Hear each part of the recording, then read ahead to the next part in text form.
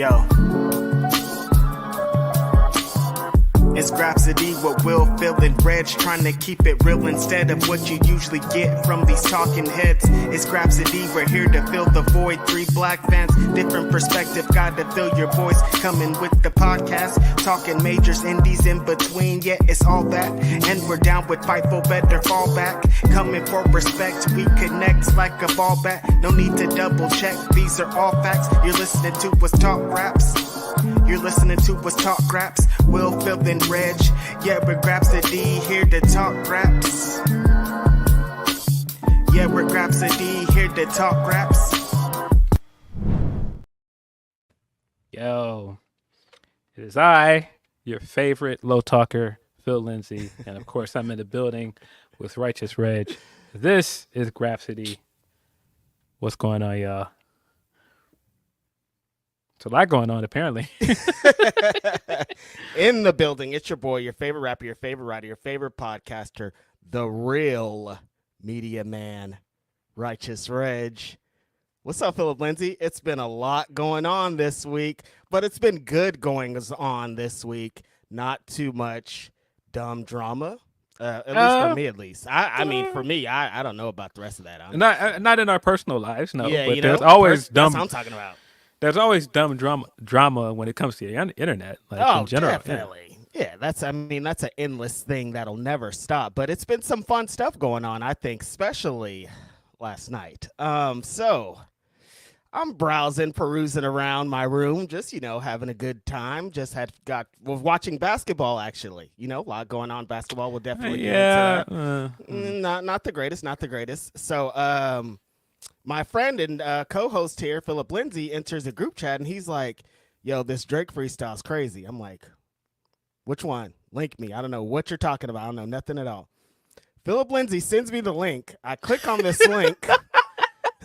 I'm just standing up. I have to stand up for these things, so I'm standing up in my room just like looking dead into the wall, and it's just playing, and I'm just like, what is, like, my brain couldn't comprehend what was going on. So I'm just like, what?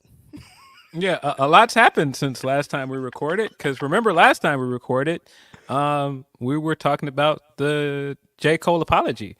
How far we've come since then. Listen, I'll be the first to say it on this podcast. Maybe Cole was right.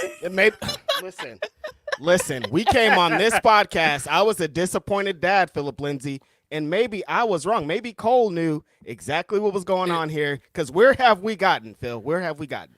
It definitely feels like maybe Cole saw the future with this. And he was like, yeah, maybe this ain't it. Maybe, listen, man, I just want to do the raps. I don't want to do any of the internet antics and the stuff that's come of this. Don't want any of it.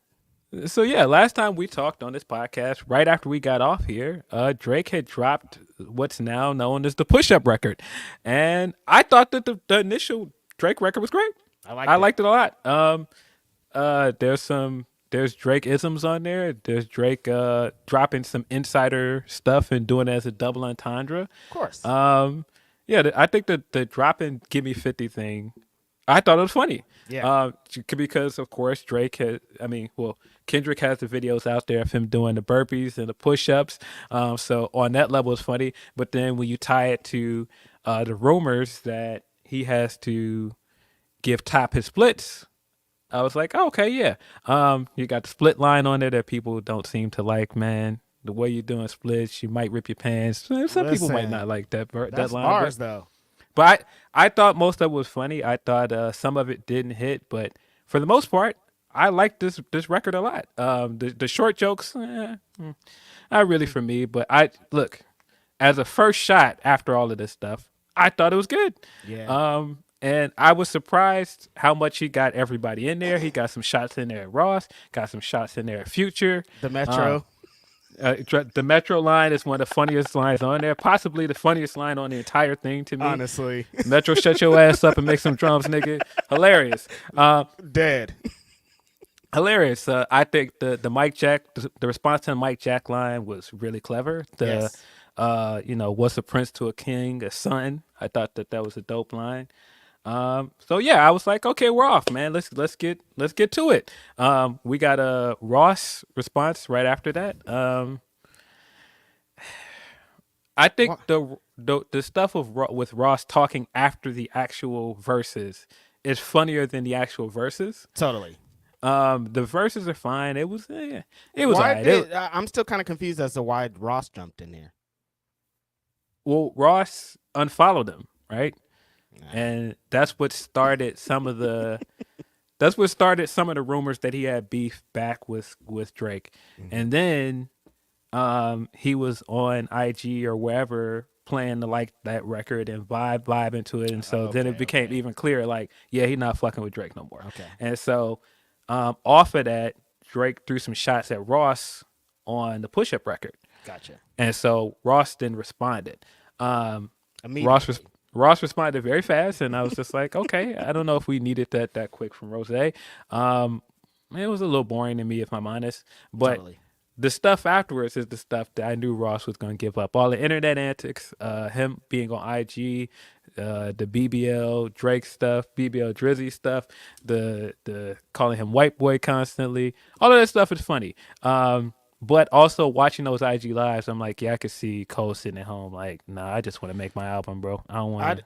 I didn't want any parts of this. I don't want to be doing these Instagram captions. I don't want to be doing the games and stuff. Yeah, the Ross thing was confusing to me because it's like, you guys got great records together. I know there's some behind the scenes stuff, but Ross isn't really known to be like a battle. Like, I'm not here for like Ross battle bars. He's gotten into some very famous battles. He got into it with 50, and he's one of the few people that's actually survived the 50 back and forth. And I think that's mostly because of Ross's humor. Exactly. I think we've seen a lot of that here, but the record itself, I didn't really need it. I think everything he's been doing online is funnier than anything, but even that has gotten to a point where it's just like, all right, guys, just rap, man. Like, I feel you. Like, this is funny to watch, but also just rap. So in the midst of Drake dropping this first record, there were some allegations that it was AI. There's been AI stuff around this whole thing. There was a Kendrick record that dropped that turned out to be AI. I never believed that Kendrick record. When I first heard it, I was like, this ain't real. But there were some allegations of the same with the Drake record because he hadn't put it up anywhere. He hadn't put it on his social medias. It wasn't on the DSPs yet. And so yesterday, Drake kind of responded to all of this stuff at once. He put the push-up record on DSPs, and he immediately started like promoting it on his IG and stuff. And so that kind of dispels this idea, A, that it was AI, or that he did not stand behind this record. But then we got the tailor-made freestyle afterwards. This is clearly going to be a very divisive topic with people. How do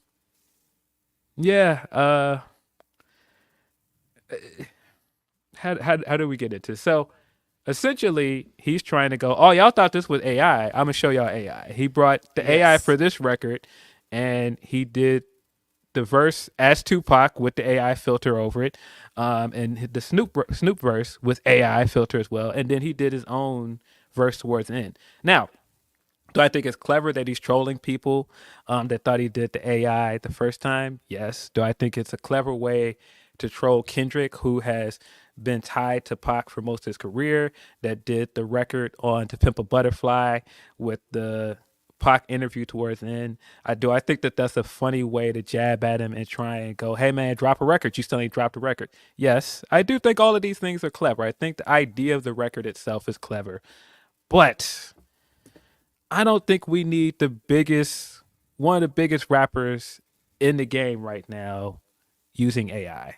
That just felt kind of icky. And then you're doing it with a dead man's voice. Listen, as far as timelines go, Phil, so you went through all that. Since the original Drop and Give Me 50 dropped as the track, it was a bunch of people thinking it was an AI. So it was a week of people being like, is this an AI record? So he officially dropped the record yesterday. So officially you didn't give Kendrick time to respond, because I don't know if this song is real until you say this is real. So it's real now. You haven't even given me time to respond. Why are you responding with another record? That's where I'm starting. The AI thing is just, you know me, Phil. I hate it. It just No, artists should not be a fan of come this at all. on, dude. Like what? Like there's so many angles he could have took with this. Like you could have used Tupac's flow. You could have used Yes. Snoop's flow. We would have knew exactly what you're doing. We would have knew exactly what you're talking about. But to take AI at this time when it's like Yeah. this has been done before. There's been stuff happening in hip hop probably that people can bring up a good example where I'm like, yeah, I do like that. But where AI is now and we don't know and everything's so crazy and people are tricked by Mark Zuckerberg with the beard. It's like we don't have time to have the biggest artist in the world using AI as a tactic, because it's just about to get worse. And when they say the biggest rapper in the world is doing it, that's going to open the floodgates. Yeah, So it just yeah, doesn't set a good yeah. example. Yeah, you're gonna open the floodgates to other people that have been using the AI stuff to troll online, and that's why I just don't like him drawing more attention to this. Exactly. I'm not a fan of that part of it. Now, do I think bits of this is funny? Yes, because I'm a person that likes to laugh at stupid things. And No, Phil, bits of- I love you guys think it was AI, so I'm going to use AI. Like that's hilarious. that's a funny troll. I also think I also think just like him trying to basically 8 Mile this thing where it's like, oh, I already know what you're gonna come with. Let me rap your verse for you. Let me endorse you in the way that you by the guy you want to be endorsed by. I think that's funny. But do you think that you acknowledging the allegations of you liking young girls on here is gonna then dead that? No. No. Not at all, dude. No. We're not like, oh yeah, he really solved that problem with these No. bars. No, sir. We still want to get to the bottom of this. No. That's why I'm like there's an idea behind this that I think is clever. I think it's funny. But in actual execution, I didn't need this, bro.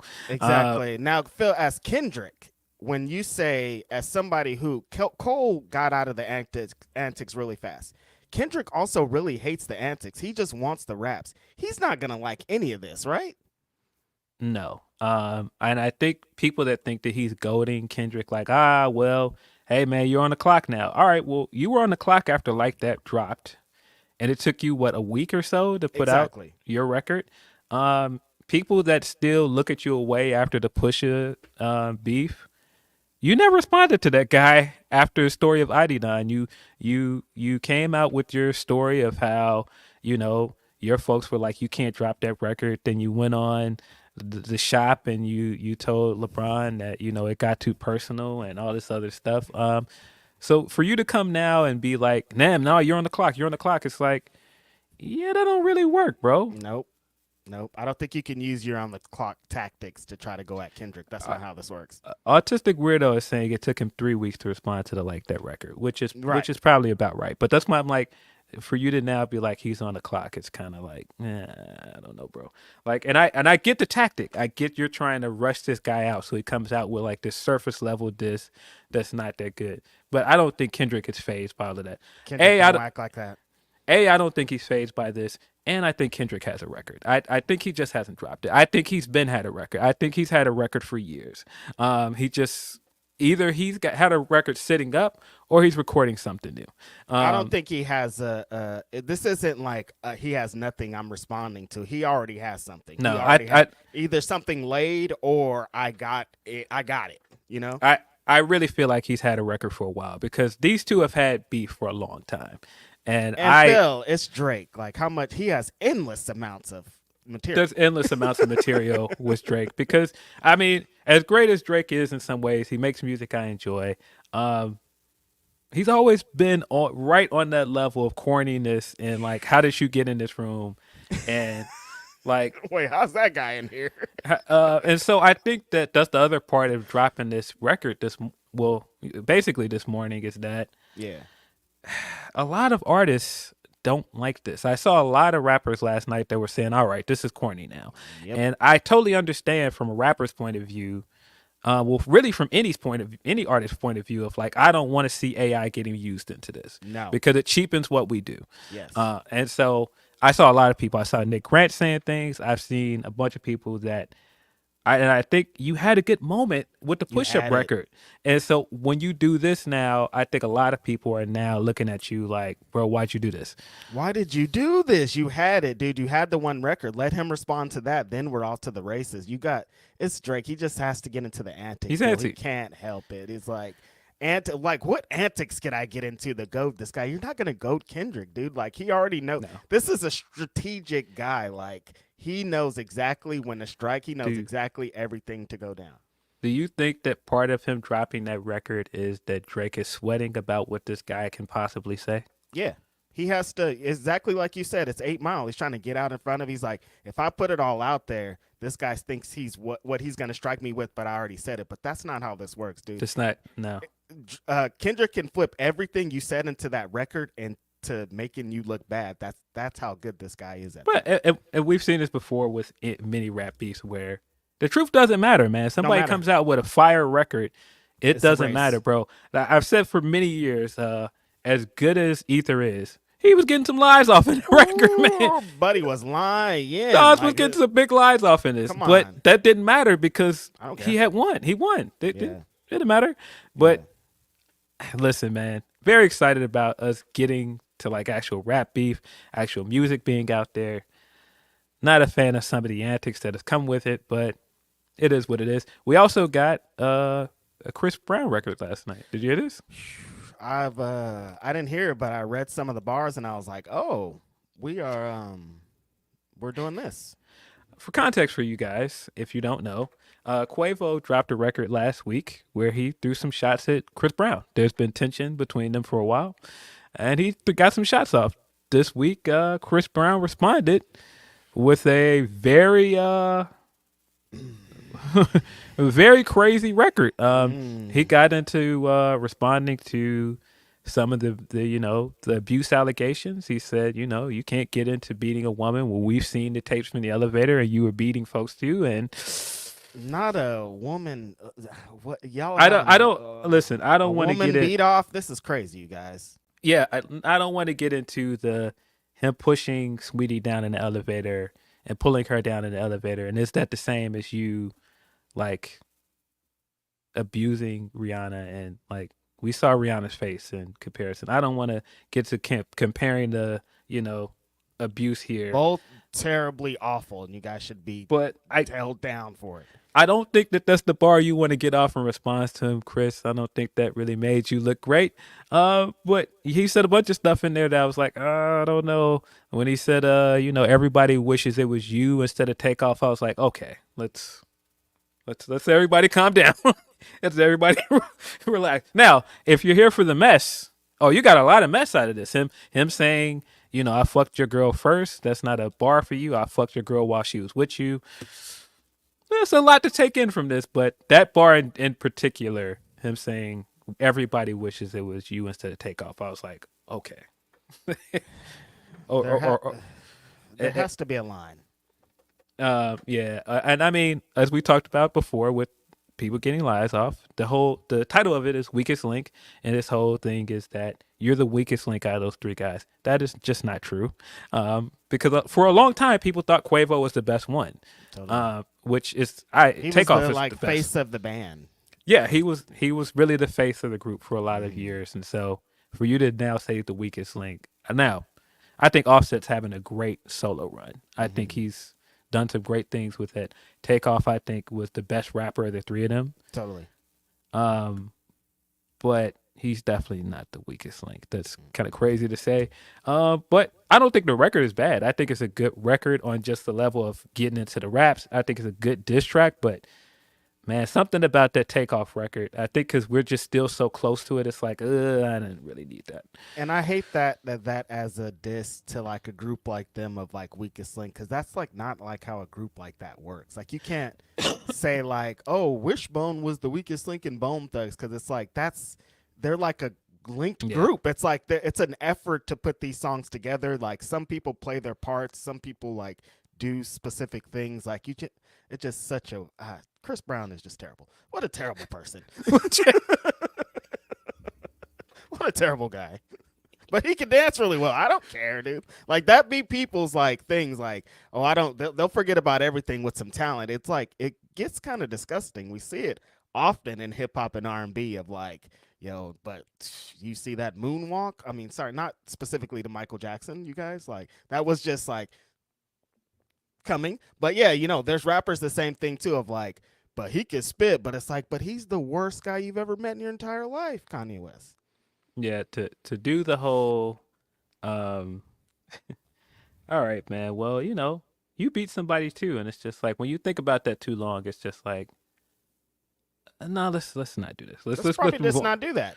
Let's move on to something else. But yeah, it does feel like that sometimes when you get into conversations with his fans where it's just like, hey, this guy does some awful things, and they'll just be like, "Is your man in the club? If he ain't, let me know." They all pop like, and shit like, wait, dude, what are you doing? Yeah, man. I mean, it was a good night for like this kind of stuff. If you told me a few years ago that we're gonna be in the middle of all this beef stuff, the main event of this is Drake and Kendrick, and then like the undercard is Chris Brown, Quavo.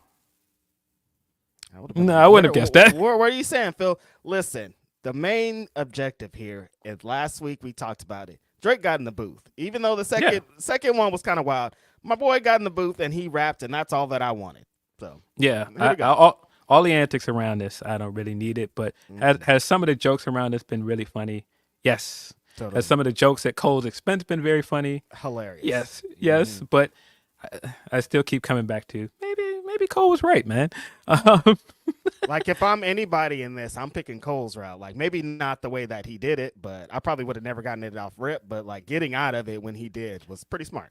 And I really like the Might Delete Later EP. I've actually listened to it a lot since I came back from Philly, and I like it a lot. I was just listening to the first album for the last 2 days, and I'm just like, Cole is still my guy. I like Cole a lot. He can rap.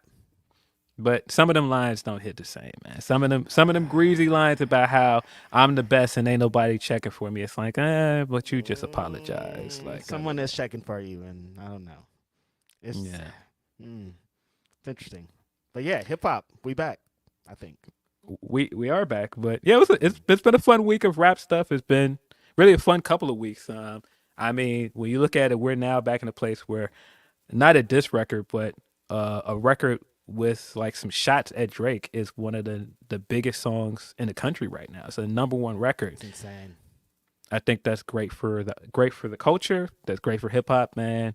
Phil, it's still coming out of like all the cars in Oakland. Like when I'm driving, I still I still hear that all the time. Yeah, it's crazy.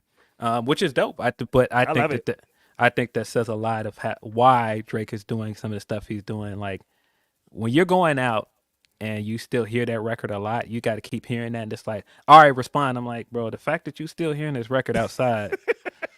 That's kind of the response, my guy. Like that thing has been ringing off, bro. That's gonna be the song of the summer, bro.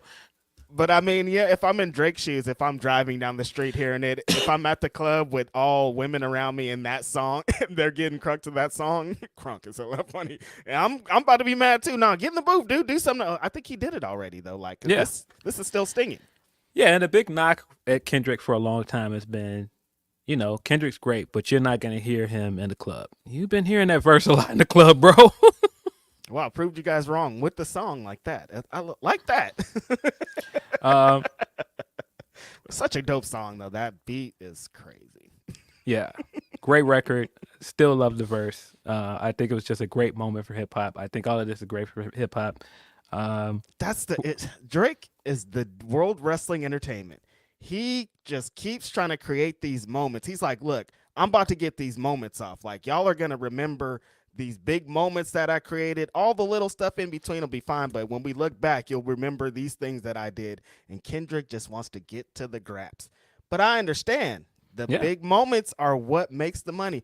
This is the biggest rapper in the world, you guys. Like, he doesn't have to be doing any of this. He could have just been like, whatever, and blew him off and continued to be Drake. But the fact that he's engaging, the way that he's engaging is also not surprising. Yeah, it's good.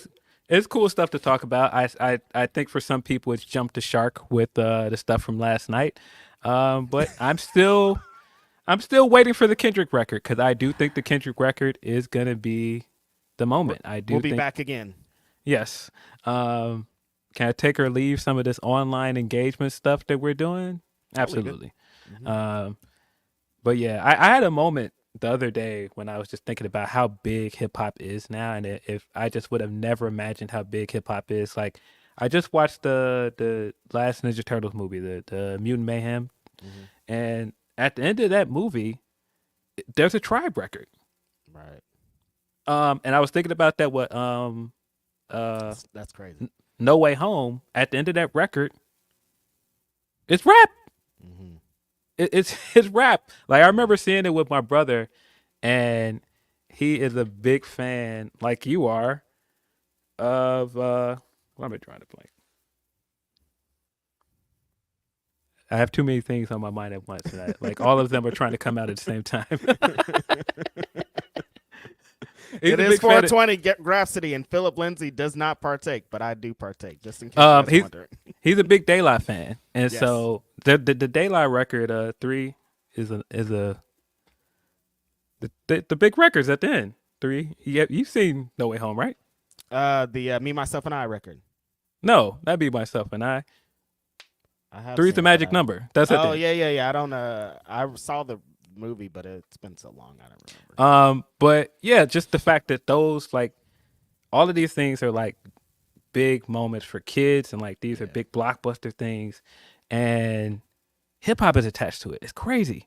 I, as much as I play Street Fighter 6, like, rap is all over this thing. Like, Right. the logo for it is graffiti. It's a big part of the actual game. Like, a lot of gameplay has rap and like graffiti and hip hop culture in it.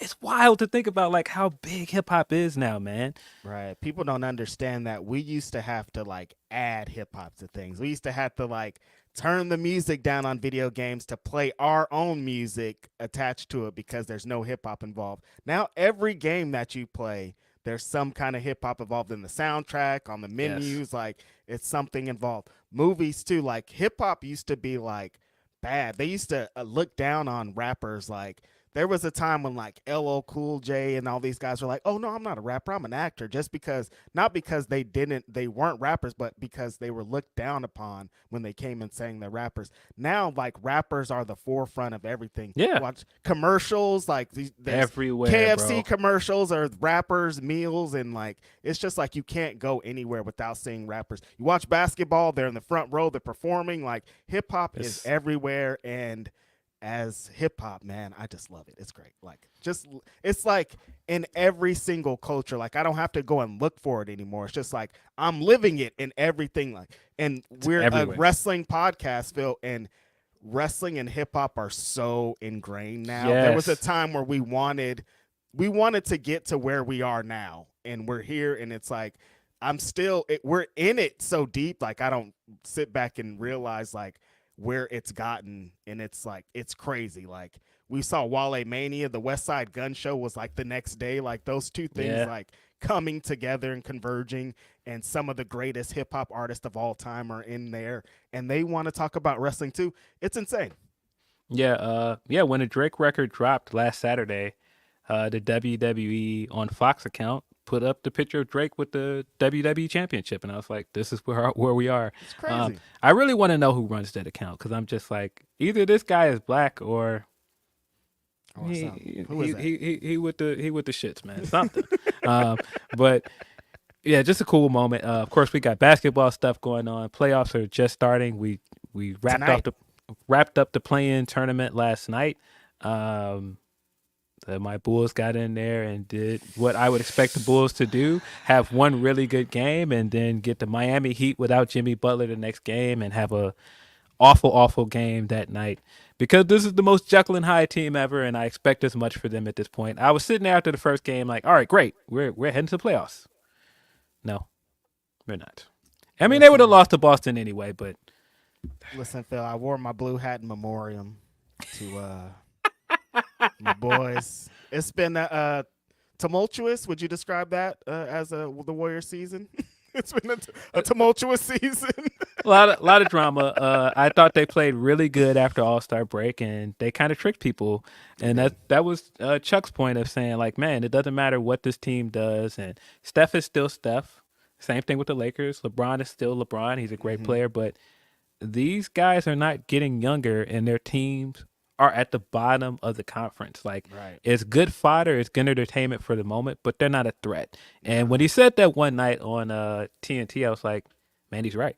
Yes. And a lot of people got upset with him, called him a hater and all the other things. But I was like, no, he's right. These teams are going to go to the playoffs and they're going to lose. And sure enough, Warriors lost in a play-in tournament, didn't even make it into the playoffs. And I mean, I thought that was a good game. But it just showed all their deficiencies. It showed what we've seen for the last few years is that Steph has kind of carried them guys, man. Yeah. And when exactly what Chuck is saying, Phil, if LeBron and Steph Curry were the younger versions of themselves, they could take both of these teams to the championships. Yeah. But as older dudes, they just can't. Yeah, Clay ain't Clay no more. Mm-mm. And so that's just that. And Draymond is getting older. Wiggins was non-existent. Boy, that guy Chris Paul is washed, buddy. Run our tapes back to when he got signed Washed. to the Warriors, and we were like, this is the worst idea ever. And then it was just the worst idea ever. Turns out it wasn't a good idea. Go figure. Go nice figure. paycheck collecting, my big dog Chris Paul. I'm not mad at you, but I also am very mad at you. Yeah. Oof. But yeah, playoff start tonight. Very excited for playoff basketball. Wish that my Bulls could have wrapped up this play-in tournament and made it in. But I thought the play-in, for the most part, was pretty good. It wasn't as good as last year's, I thought, but I still like the concept of the play-in tournament. Damn, I watched the Kings lose too. I ain't got nothing out here. California That's just right. I'm down bad.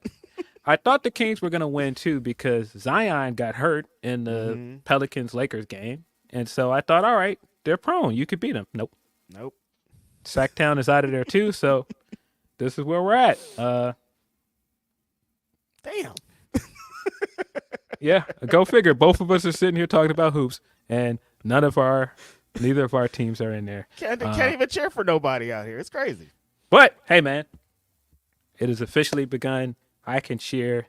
I am officially on the bandwagon of the Chicago Sky. Did very well in the draft this year. You got something good. Got Camila Cardoza, and got, of course, Angel Reese. Very excited for the two of them being on the same team. Chicago Sky is up. Very excited to see what that team does. Of course, the other big news out of this is Caitlin Clark going number one.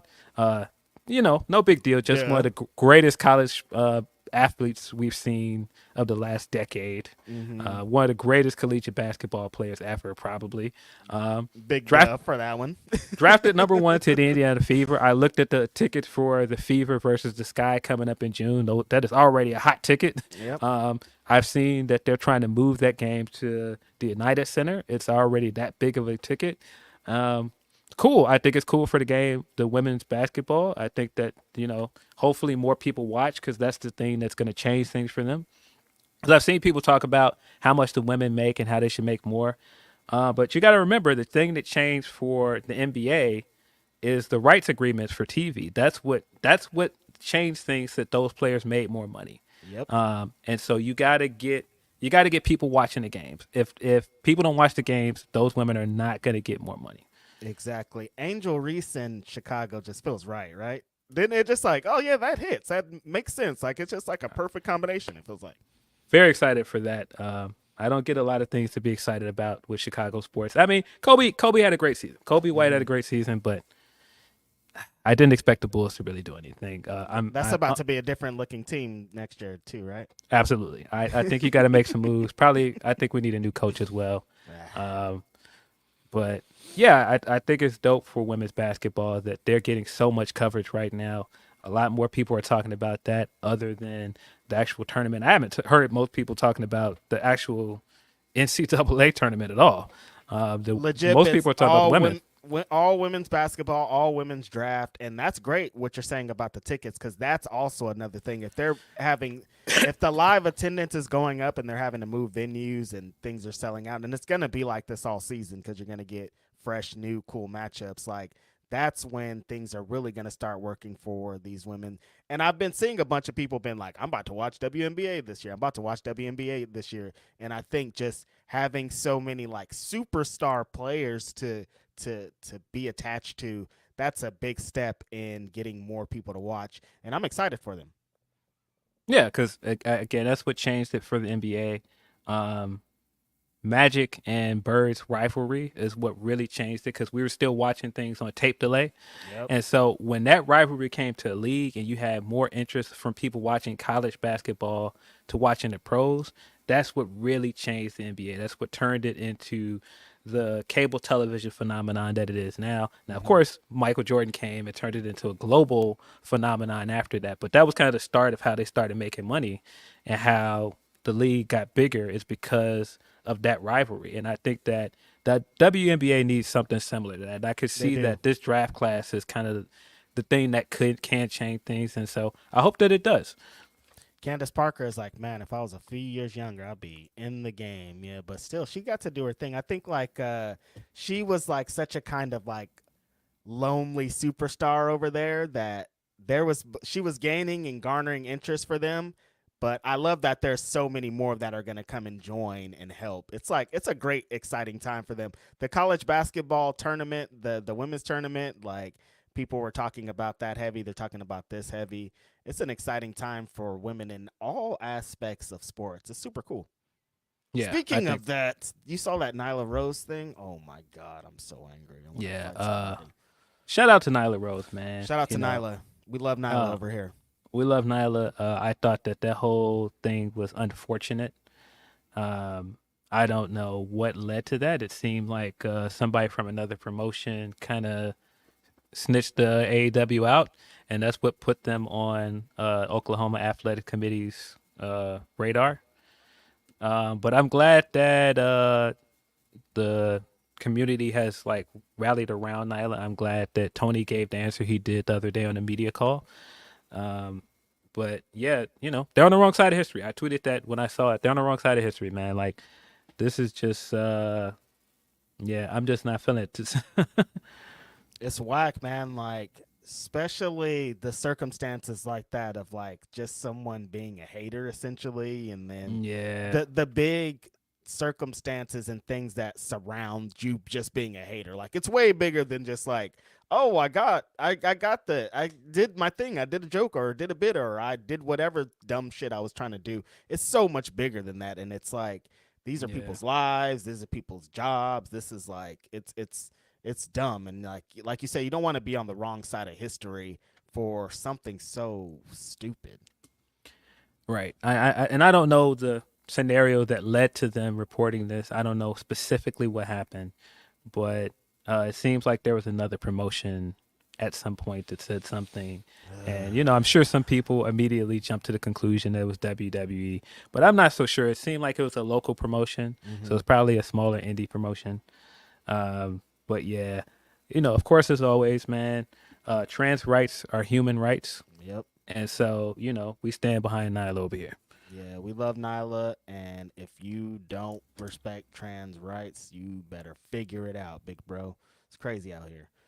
Shout out to Nyla Rose, and shout out to all my trans friends out there because y'all don't deserve this shit, man. Yeah, it's a lot of emotional distress on people to see things happening to someone that's such a successful transgender wrestler like Nyla, and to see that she still had to go through things like this. It's distressing.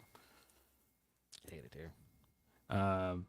Yeah, but you know what it is, guys. As always, you can send us your super chats. You can also send us your Humperchats. Humperchats.com/Fightful is the way to go for those. I'm sure that there's a lot of talk in this about our upcoming pay-per-views. We got a lot of wrestling stuff to talk about. If you're still with us, folks, that hung in for our rap talk and our basketball talk. Yes. Let's jump into some super chats. From Tyrone Kid, he says, Reg, when we getting a medium man on a pole match? Y'all are hella funny. I see people being like, are you going to text her? Have you guys seen Swerve? I'm not trying to get That's a big dude, man. I'm not trying to get my ass beat. That's a future AEW World Champion. What do you think would happen if I ran up on Swerve? It wouldn't be good for me. Shout out to the homie Swerve. We're definitely going to get into it. Big pressure, man. Huge pressure. I died laughing when I saw that tweet. I was like, wait a minute, man. And I looked at who tweeted it. I was like, no, this is really funny. Phil goes, Reg, did you see this? I'm like, no, I did not see this. Really, really funny, man. From Grapple Geekery, he says, a little bit of my tax return for my guys at Grapsody on this dynastic weekend. Looking forward to the pay-per-view. Yeah, me too. Let's go, Grapple Geekery. We appreciate that tax return money, man. You know, you didn't go and blow it on something, frivolous. You spent it on your homeboys. We appreciate you. Yeah, shout out to all of those people that did not get a return. If you owed the IRS some money, every time someone gets a return, man, I give them a high five. I'm like, good for you.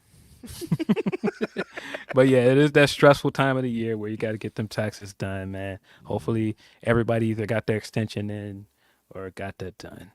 From the homie Van Twin Blade, he says, list of the things to do in St. Louis before Dynasty: get Ted Drew's, have some gooey butter cake, go to the City Museum, drink on the roof, go to the zoo, museum at Forest Park, they free, eat some ravs.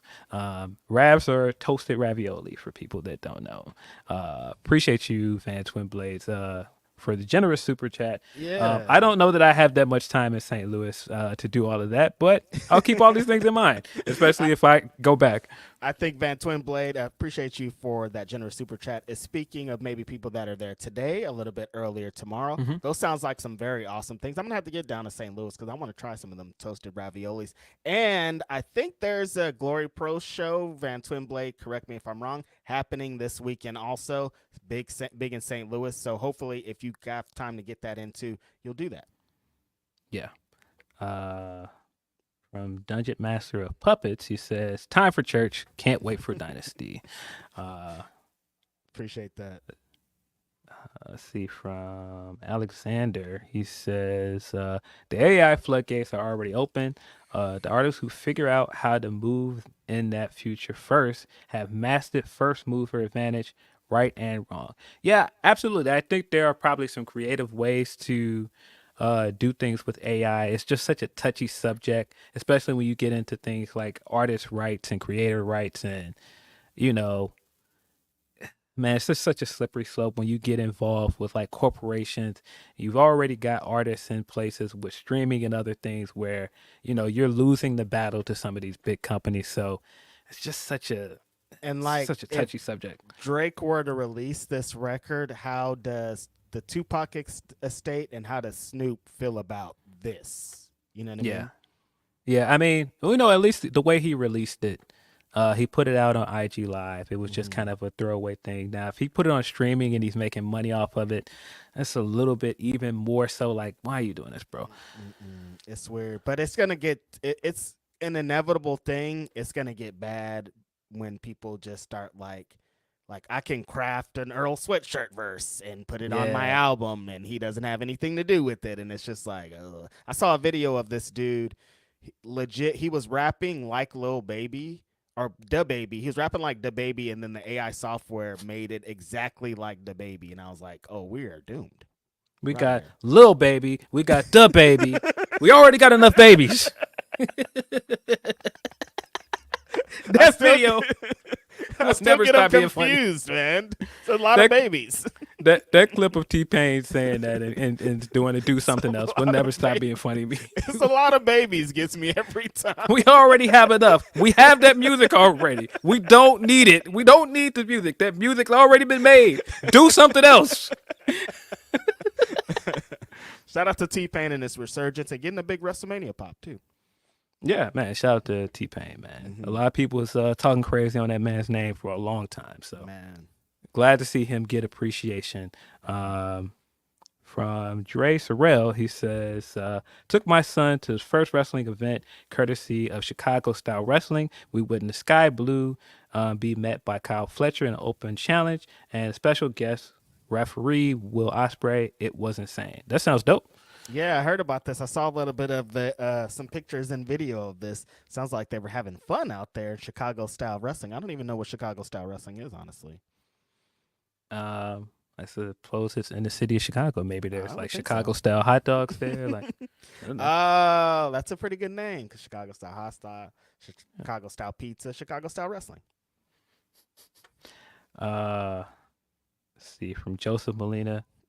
I know I'm a bit late, but Drake is on some suck shit with that. Yeah, very, very divisive move to go with that. I think it's also crazy to just hear Pac's voice with Drake's cadence and I like the way can't. he phrases things. It's just like, this sounds insane, bro. Why I can't do this? Why are you So doing this? before we got on, somebody tweeted, man, nah, to do a Pac verse and not say enemies or Hennessy. If you don't say enemies or Hennessy, what are we even doing here, bro? Nah, Come on. it's not authentic, bro. It's nah, not working. Every time I'm doing a rap and like, I'm like, maybe I said that before. I always think about Hennessy and enemies. I'm like, Pac didn't care. Like, that motherfucker said it in every verse. You said this already. I don't care. From Matthew Makovsky, I love the world title lineage of Swerve to Osprey to Danielson. Should get that title off Swerve in Seattle, then lose to Osprey at Full Gear. That sounds dope. I don't know how soon Osprey is going to enter the world title picture, but man, it feels like he and the fans are officially going to, force people's hand because that guy is over. Yeah, I was gonna say I don't know how immediately he was gonna get in either, but fans are like, we don't care what you think. This man needs to be world champion. We want him to win now. Yeah, and it's gonna if he keeps working how he is now, Phil, with the promos and the matches, it's just gonna continue to grow. Like it's gonna be like, oh, we're in a corner, we have to do this thing. It's like you got this guy in his prime. He's doing 5-star matches in every main event. Eventually, it's going to be a Bryan Danielson moment of like, this is the guy. We don't care who else you think is the Yeah. guy. This is the guy. Yeah, I have to imagine because this is Brian's last year as a full-time wrestler. I have to imagine he's going to try and challenge for the world title again at some He has point. Has to. From Brandon Cavallero, thoughts on both new tag title belts. I like both, but those belts they unveiled last night, buddy, those joints is fire, man. Yeah, I thought the ones that they unveiled on Monday were pretty cool. Much better. An insane improvement over the last championships. Let's definitely Yeah. start there. The Yeah. Monday ones are really dope, kind of in the style of the other championships that they created. But these last night, these throwback championships that they unveiled last night, black and gold, super fire, so dope. Yeah, love the callback to the older ones. I think that those belts are infinitely better than a lot of the new belts. So was Yeah. glad to see that. And like I said, I like the new belts for Raw as well. But those last night, man, very, very beautiful belts. Very much glad that we split the belts, and not just that, we got away from those silver dollar designs. I was not a fan. And also we're away from the colored straps. So now when people get moved, you don't have to have issues where, all right, what do we do? Let's just swap the belts. No, you can just hold on to the belts because they're not brand specific. I think this was long overdue doing that. I'm glad they did it with the women's belts as well. Totally. I'm I'm sad sad that that the New Day and Usos, all their reigns are attached to those ugly ass belts. Like every reign they ever had is just ugly belts. Yeah. See from homie Tony P. He says it should have been the Bulls, Phil. LOL. Also, it's crazy that years ago the WNBA were losing teams. Now they back to expanding again. It's good to see. Yeah, man. I thought it was going to be the Bulls. Unfortunately, Tony, it looks like your Miami Heat are probably going to take a loss to the Boston Celtics. Boston Celtics have to be very upset with the way that their push to go back to the finals ended with Miami last year. So this is their chance to get revenge. Vengeance. So, it's cool that we're getting that rematch, but it's not going to hit the same without Jimmy. Jimmy's probably not going to play for most of that series, so it's not going to be as exciting. No, not exciting at all. And I think Oakland has been putting in a bid for the last 3 or 4 years to get a WNBA team, speaking of the expansion team, and especially with the turmoil we've been in these last couple of years with losing all of our teams. WNBA is high on the list, so hopefully that happens because it'll be a pretty hot ticket out here too. Trying to get like a Warriors spinoff team, like the Golden State Valkyries or something like that. You talking money right now. I think. I'm surprised they don't have one yet. Right. I think the talks are pretty deep, but things are wild over here. Yeah. From well-known Aubrey Graham hater Aaron Busby, it's wild how 116 bar verse had drove Drake to the point of using AI Tupac vocals to get under the skin on this app. Rap really is wrestling. No, all of this is wild. Everything about this is crazy. Busby being out in these Twitter streaks. Every time I see somebody that's like a big like name in hip hop Twitter responding to Busby, it is just really funny to me. I've just been randomly seeing Busby's tweet like on the internet, like on Reddit and random places of people. I'm like, why is his tweet here? Yeah. Immediately after Philip Lindsey sent me the Drake AI thing and I listened in disbelief, first place I had to go was to Twitter to see what our friend Aaron Busby had to say. And Aaron Busby said, this really isn't funny anymore. And I'm like, no, they got Busby fed up out here. He's like, nah, this ain't, when you say this ain't fun anymore, like we're into crazy territory. I'm like, nah, this is hilarious. But yeah, it's, what, Tupac? Yeah. And it's Tupac. Like, I know the connection to Kendrick Lamar, like to Pimp a Butterfly at the end, all of that. It all makes sense. But like, he's such a beloved held figure that like it's gonna be hard for that to hit regardless. Like any way that you spin this Drake, like even if you just got like a Tupac sample, any Tupac connection that you try to make, people aren't gonna like it. What's twofold, because Drake has always been a guy in some people's mind that's not really of the culture. Like he's a guy that for some people makes music for women. Like a lot of, like real hip hop fans never really respected Drake to begin with. Mm-hmm. And when you talk about a guy that is revered in the way that Pac is, they're going to see this as disrespect. Like, how dare you be the one to do this? I saw people comparing it to blackface, which is insane. Whoa, hold on a minute. But it's also because of just how Drake moves was just like, his mom is white. I mean, we saw how Ross has been calling him a white boy, and just some things he does, people are taking it that way. I mean, of course, we got the picture that Push used for the cover of Story of Adidon. That does not help his case. But yeah, I saw a lot of people that it's not just, on a respect level, people are like, no, you specifically can't do this. Exactly. Like, even if it wasn't AI, if you got the approval, it's still, we don't want you associated with that. Because I mean, we saw that when he was doing the stuff with the Aaliyah stuff a few years ago. People didn't like that either. It just looks away. It just looks away with him doing it. And I don't think that it helps that, certain things that he also does at the same time with it, it just makes him look away. Exactly. From Shea Monster, he says, was not expecting Kenny Switch to be unfiltered like Dax's pod, but I'm here for it. I'm a longtime Stardom guy and thought Rossi was a little freaky, but didn't think he was that kind of freak. You saw this Kenny video?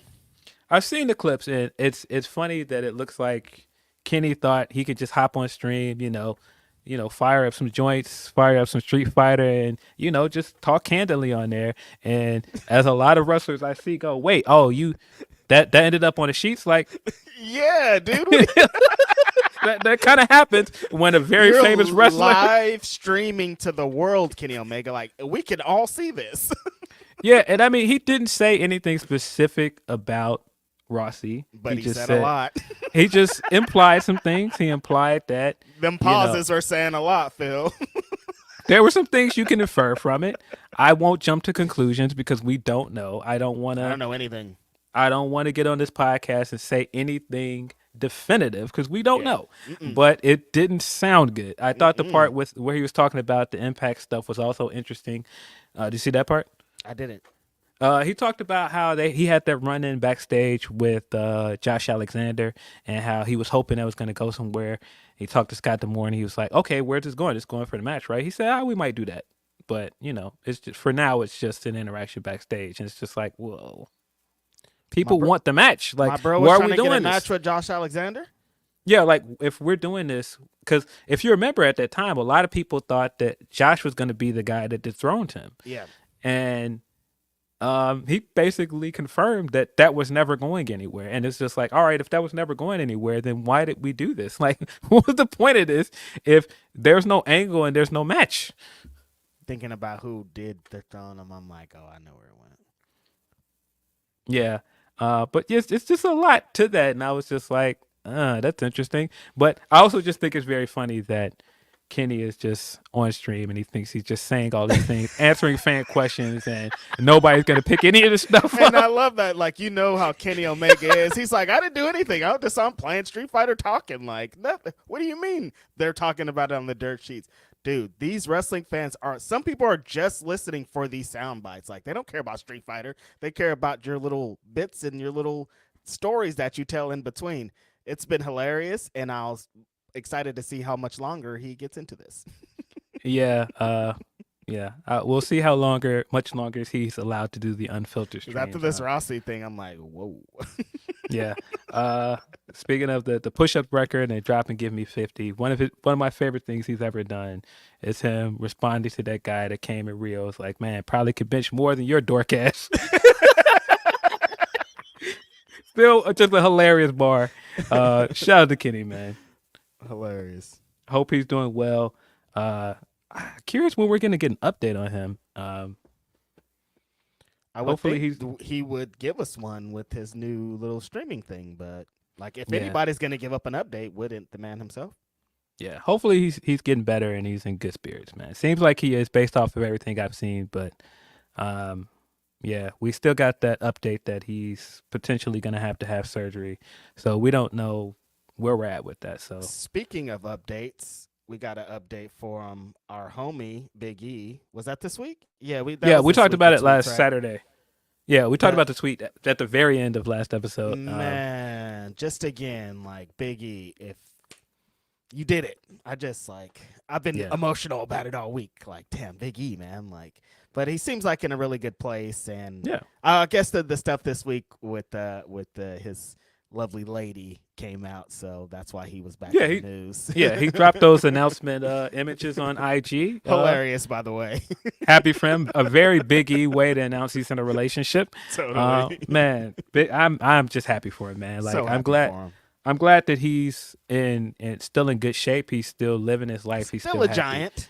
Yeah, I would like to see him on TV selfishly as a fan, but I'm just glad that he's living his life and he's happy. Yeah, that's kind of the thing. I guess WrestleMania season, they kind of got into it, but it's like, if he's not able to wrestle, he still could be used in a number of places as a personality just because of the person that he is. But I saw that they had him hosting some things WrestleMania weekend, so hopefully there's more.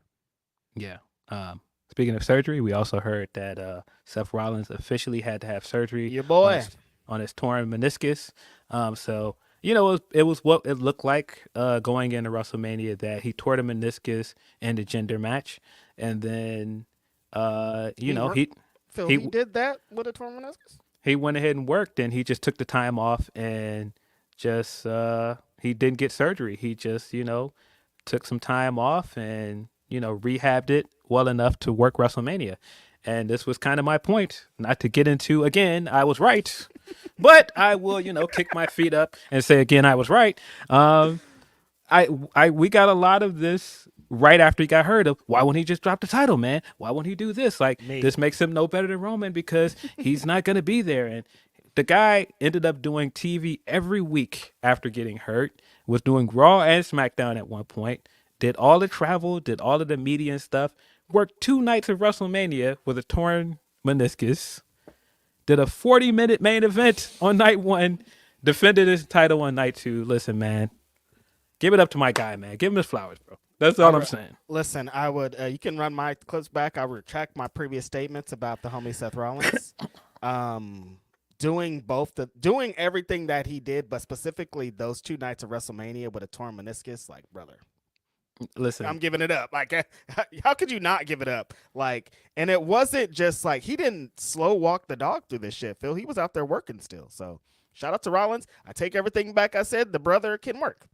I always knew he could work. That wasn't the point. But I wanted him to give up that belt, and he didn't have to. He made a big moment for Damian Priest. He made a big moment for Drew by working through an injury, which is that's a story to be told. But good for him.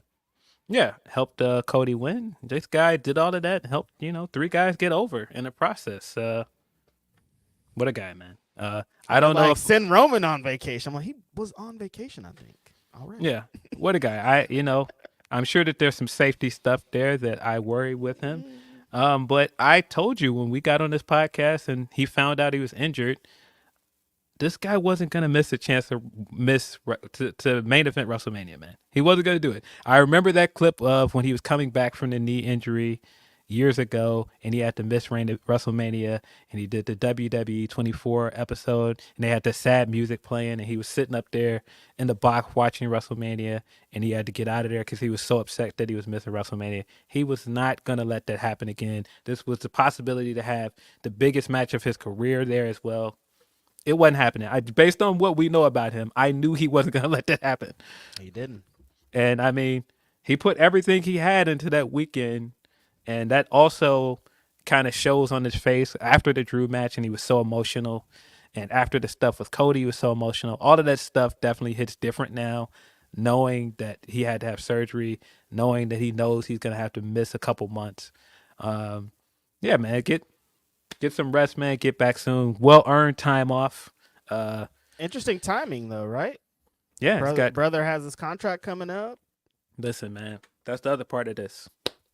Pay this guy, bro. If this guy doesn't get paid, this is blatant disrespect. Pay this guy, bro. I'm talking about big money too, Phil. If you break this down for the last 3 years, pay this guy. Yeah. He did the heavy lifting of his match going into WrestleMania in Dallas because Cody wasn't there yet. Cody wasn't signed officially yet. He did all of the work to build to that match. Went to WrestleMania, had a fire match with him. The next year, works another part-time guy that's not there in Logan Paul most of the time.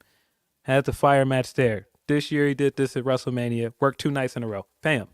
Pay this guy. Talking about big money. Like, Rollins better go in there and put his dick on the table. You know what I mean? Like, yo, I ain't playing with y'all. I ain't playing with these niggas. And my wife, too. We want money out here, big dog. Y'all better pay them people.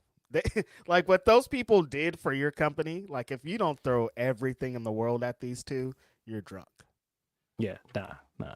I'm just saying. I went through a stint going into WrestleMania where I felt like I was fighting for my life every time I entered the chat, every time I got on Twitter. But we're here now, man. To see people saying this guy was the MVP of WrestleMania weekend, it's just like, listen, man, I'm glad you guys are finally on board with me. But I've been trying to tell you guys. Phil couldn't exist in any group chat that we have in the world for a couple months there, a year at this point there. So listen, shout out man, to him too. Like, give it up to my guy, man. Give him his flowers, bro. Let's see, from Brandon Cavallero. He says, I'm a metalhead, not really a hip-hop guy at all. So in your opinion, what is the most vicious diss track of all time? I don't know if you've seen this, Brandon, but Simon Miller that does the What Culture stuff, he used to have this YouTube channel called Metalheads Listen to Hip Hop. And it was like him and his boy, they would like to just listen to all of these rap records for the first time. Great watch for you. It's a great way to get into hip hop, and like it's a great way to introduce you to some of the artists because it's these guys discovering hip hop for the first time. It's one of my favorite things that Simon has done, other than the wrestling stuff. That sounds really, really dope. I actually want to check that out. It's a really fun watch. It's Ice Cube's No Vaseline, which is a diss towards. That was my answer. His crew. Like, doesn't get much harder than that. That again, it's cliche at this point, but starting a song, that's why I fucked your bitch, you fat motherfucker. Like, it's you don't. I mean, like, where do you even go from there? And then he goes somewhere from there. So, yeah, Yeah, it's no Vaseline for me, man. but it's probably no Vaseline. Yeah, I think No Vaseline is the best diss track ever. I think it is very thorough. It's very vicious. But I mean, at the same time, like you said, you can't go much harder than first off, fuck your click in the first off, fuck your bitch in the click you claim. Hey man. And then going straight into I fucked your wife, like yo, all right. Wait, what is this guy saying about me right now on this song? You know what I mean? Yeah, hit him up and still hit him up. But for me, like No Vaseline is like If you would have said what's the most disrespectful one, that probably would have been. I mean, he said vicious. Hit him up. That's why I'm saying, like, you say vicious. That's probably why I would go to No Vaseline, because No Vaseline was like one dude against a nation, and he's tearing everybody a new one. Yeah, from Viciously. delayed grabs. He says, what little respect Drake had comes from his proximity to Wayne earlier on. That shine has faded. We see him for what he is now. I think a lot of people have been kind of off that era of Drake. I think that he's more and more become the villain Yeah. in a lot of people's story. Delayed Gratz brings us up a really good point, though. Early in his career, he had that goodwill because he was attached to Lil Wayne. Like, if he tried to come into the game just him, it never would have worked. But him being, and Wayne was the biggest rapper in the world at the time, him being attached to that helped a lot. And Nicki, too, you know what I mean? Like, their crew helped Drake tremendously, but I think like people have forgotten about that at this point. Like he's moved on to being just Drake. It doesn't matter any of his attachments. I mean, his start was a very hip hop start. Like the thing that put you on was like this like iconic mixtape, and that's kind of like a big way to blow as a hip hop guy. It wasn't like he had that single that put him on. It was really the mixtape that really put him on. Yep. The last one from Chris Watson. Want to show love. I'm bummed after seeing All Out is in Hoffman States again. Confusing decision after being in the city for a year with much more accessible venues. I guess they charge less. No, I think it's going to be because we've got elections coming up. I think the convention is at United Center that summer. And so I think it's probably booked. That's probably why. I think that's what it is. I think the Democratic convention is going to be at the United Center, and I think that's why it's not going to be at Now Arena. But I agree with you. I do not want to go to Hoffman Estates again, but I think that that's what it is. Yeah, now you've been on this podcast plenty of times saying how that's not the best way to have a show because it's not Chicago. Yeah, it is definitely not the city of Chicago. Mm-hmm. But yeah, I also really like that they put their event calendar out for the year. I love that. They're not announcing things as you go. It gives the fans more of a chance to plan for these events. You already know where they're going to be. I've been talking to a bunch of friends already that are like, now I can go to this. I'm going to go. They're already planning instead of, hey, the show's happening in a month. Are you going to go? Like, it's such a better way to live as a wrestling fan who likes to travel to shows. Yeah. Appreciate you guys as always for the super chats. Y'all are great. Of course, if you want to continue to jump in the conversation, send us your insights on the Drake stuff. Send us your insights on any of the wrestling. You can send us those via super chat or humper chat. Let's get into these humper chats. We have a lot of them. Hold on. There are a lot. Hold on. Let me refresh this page and get them all in front of me, guys. There are a lot of them. From Humper Chat regular Tony P. Before I get going, we should talk we should take this moment to apologize to Cole. He heard what was coming through the grapevine. Someone who loves him, respects him, and knows what he is about told him they're cooking him real beef. Chris Merck and niggas in the booth. Oh, absolutely. And that's why I'm like, I think the further we get away from this, the more it's like, yeah, Cole might have been right. I see why Cole went to go do yoga in the other room. Like, I probably would have went too. Like, no, I'm not messing with He y'all. went somewhere and went back to his earthy vibes. He was light some incense. He went to drink a smoothie and was like, I'm not messing with these niggas. I get it. Yeah, that Joe clip of him going in on Jay Electra is hilarious, man. Oh my God, so funny, man. Ain't nobody trying to hear what you got to say. Jay Electronica like you somebody. Go be earthy or something. Joe has his moments, man. I'm telling you. Bro said he ran out of exhibits, man. I was like, all right, man. So funny. Um, Tony P continues. I almost changed my petty of the week because of the late Chris track. But I will keep my winner. I hope all this beef leads to more originality again in the flow and style, except for one coward. Also, no more features we don't need. This could be a good thing. Could. Now, and he emphasizes this in capital letters. White boy. He wanted to be outside with the niggas. Haha, white boy pissed off one of the few careers that survived the 50 beast. I knew it was coming when Ricky put out the video laughing. Made this man run to his mama and call him racist and get mocked. I forgot that part. We didn't even talk about him putting out that the Texans with his mom about Ross. What? You didn't see this? I missed this. So Drake after Ross started talking about him on IG and calling him white boy on a diss track, he went to IG on his stories and he put out a screen cap of his mom asking him, "Hey Obs," that's what she called him in the text, by the way, Obs. Hey Obs, did you really get a nose job? Because that's what I'm seeing online. You know, I've always wanted a nose job. Did you go get one without me? And then he responded, "No, mom, it's just Ross, one of these rappers I know. He's being racist." And I was just like, listen, going to your white mom and telling you that this guy is racist is one of the whitest things you could have done. What? I'm surprised you didn't see this. It was everywhere. What happened? It was everywhere. I'm surprised you did not see that. I guess he thought it was funny, but I was like, Drake, no, this is that is insane. What's up? Like, there's so many things to break down. Like his mom being like, been wanting to get a nose job. You went without me. Like, what? Why would you put Obs? And I'm sure that's like their their humor. That's their rapport. But that's why we don't need to be seeing that. That's for y'all. But I was like, yo, we didn't need to see this, bro. You could have kept that between y'all. We didn't need that. Trizzy, man. Such a weird guy. This guy. Yeah, it's been the week of Drake shenanigans has been crazy. Mom, because he's racist. He told his mom that Ross was being racist. Now, I also think that was in reference to Ross's baby mom being on IG and calling Ross racist as well. And I'm sure there's stuff that Drake probably knows that Ross said behind closed doors that's worse than anything he said on the record. And maybe that's why he's saying that. But we still didn't need this. We didn't need to hear that. It's cool. Okay, but why did we see in your text messages of you and your mom? Dude? Yeah, it was that was a lot. More from Tony P.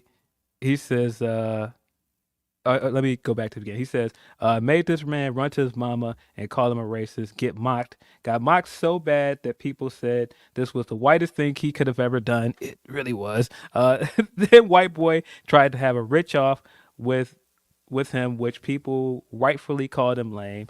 Ross then hit him with the, if you so rich, why you ain't help your peoples? Rose won petty of the week. Rose absolutely should be petty of the week. Him getting into him of going, hey man, why you ain't helping Birdman? Birdman's house got foreclosed on. You so rich, why you want to help your boy? All of that was very funny. That one clip of him in the club where the Drake song's playing, he's like, yo, you will never guess who wrote this.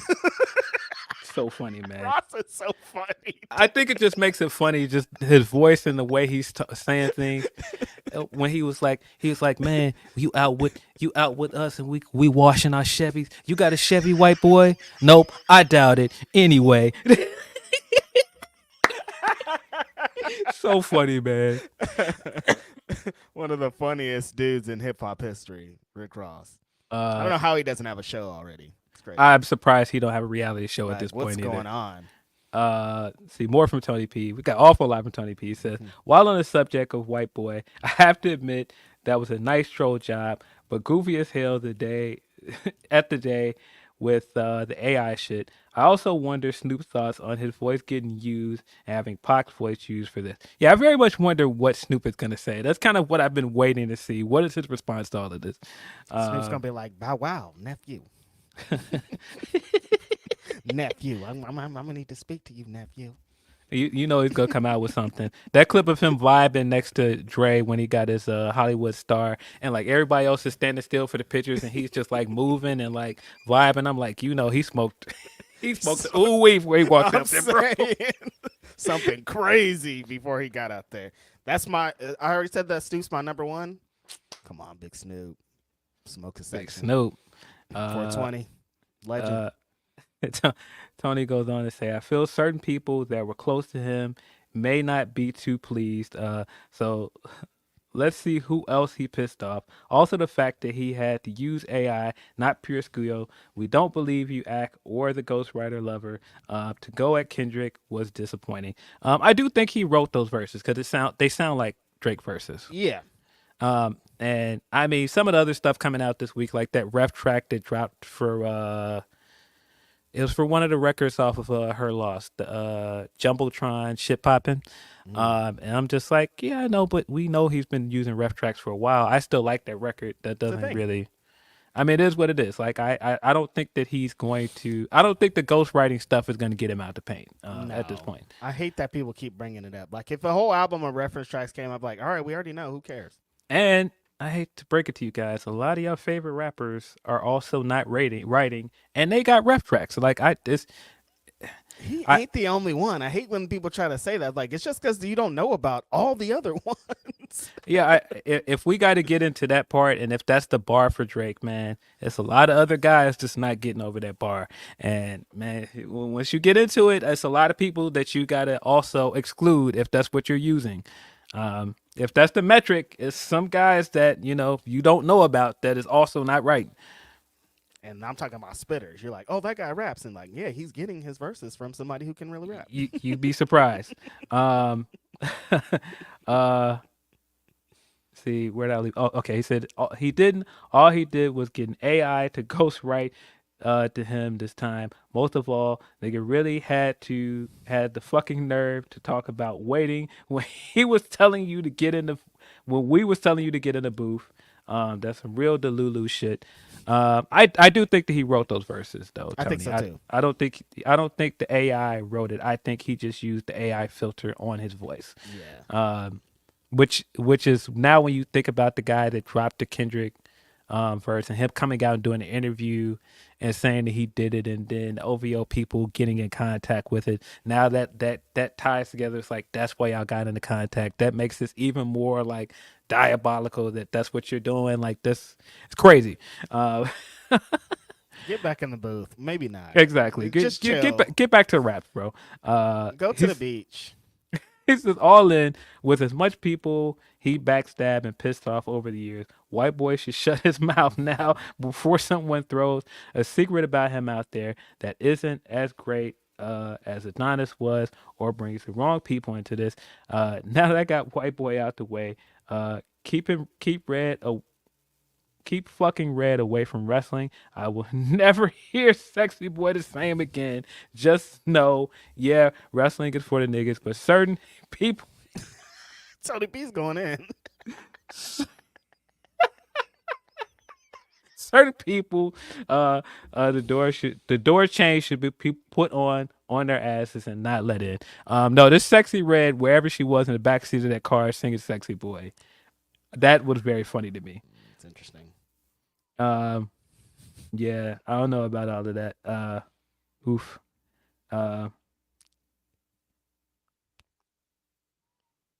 Let's see. A whole bunch more. Tony P says now on the wrestling. So if you watch We Love You, Nyla, and Get Well, Mommy, and Seth, by the way, was it just me, or did anyone else suddenly get a craving for pizza or some chocolate during Raw tag belt presentation? The SmackDown tag belts are superior. I completely forgot that people were comparing the Raw belts to pizzas, and whoever put the Photoshop over them and made the belts look like the big chocolate ball joints that you can get from Belgium. Very, very funny, man. People are so silly. Whatever the Ferrero Rochelles, whoever did that, I was laughing at that for a good 20 minutes. Twitter and the internet is undefeated. They always find things like this. But yeah, he does bring up. I suppose that's a good way to get into some of the injury stuff we got this week. Damn. Because we did get the news that Seth Rollins had surgery. We got that from Becky being on the Late Late Show. Shout out to Becky as well. I know that she was excited about being on the Late Late Show. Mm-hmm. She talked about that on MMA Hour of how much that was like a dream for her to be on that show. So that's cool for her. Really excited for her. I not as excited about the other news that she dropped here about Seth, but really happy with the press run that she's gotten with the book and everything.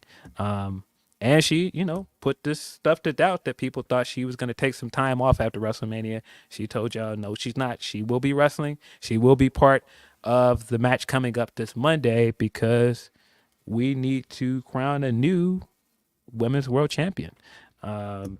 Rhea got injured in the backstage segment during the Raw After Mania with Liv Morgan. And it seems like from what's been reported, it's an ACL injury. I'm not sure if that's been confirmed yet, but she opened Raw this week and she had to vacate the World Women's Championship. Really, really sad news. Unfortunate way to end this reign, Phil, because Yeah. she became a superstar off the backs of this reign and becoming like the face of the Judgment Day and everything. And like this type of reign, you always want to end it with putting somebody over. And this is not the way to put somebody over. The champion just being like, oh, I have to vacate this championship. This injury stuff, it always sucks because like she just had, like if she would have just dropped the belt at WrestleMania, that would have worked. Like it's unfortunate, like the timing and how everything happens like this. Like, so shout out to Rhea Ripley. Hopefully it's not, it sounds like she's going to be out for some months, like for some time. And the way that she looked doing the promo on Monday just was devastated. So yeah, sucks that it had to end like that. And hopefully everything is good and her rehabbing to get back. Yeah, she was having a, meaningful run with that belt, to say the least. Career-defining run with that belt. Totally. It definitely, from the Royal Rumble on to the match with Charlotte, it definitely elevated her into a different stratosphere. And it sucks that she didn't get to end it on her terms.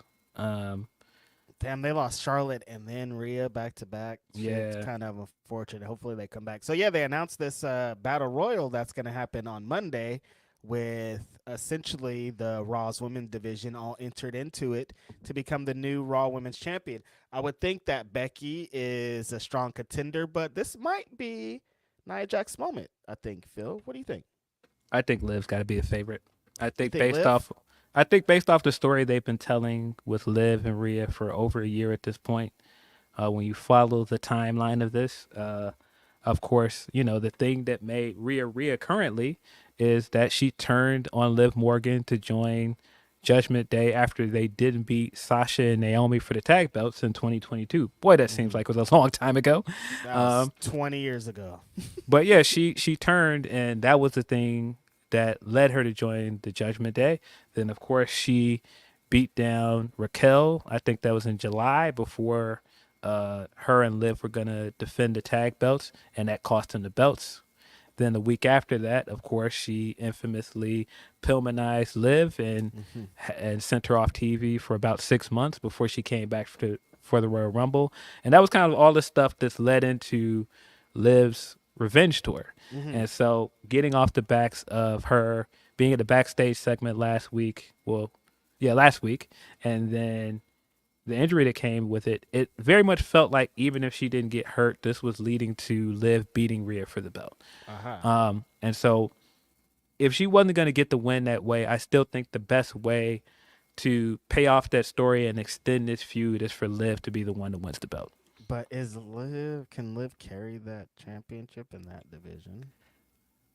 I think this is a good time to do it with Liv because it's a good time to try, at least. Because you've got the draft coming up. You can shake up the roster and give her some fresh opponents. True. I think you can rework her and give her some edge. I really like what she's been doing since last week with being petty and saying, no, this was karma. Like, why are you mad at me?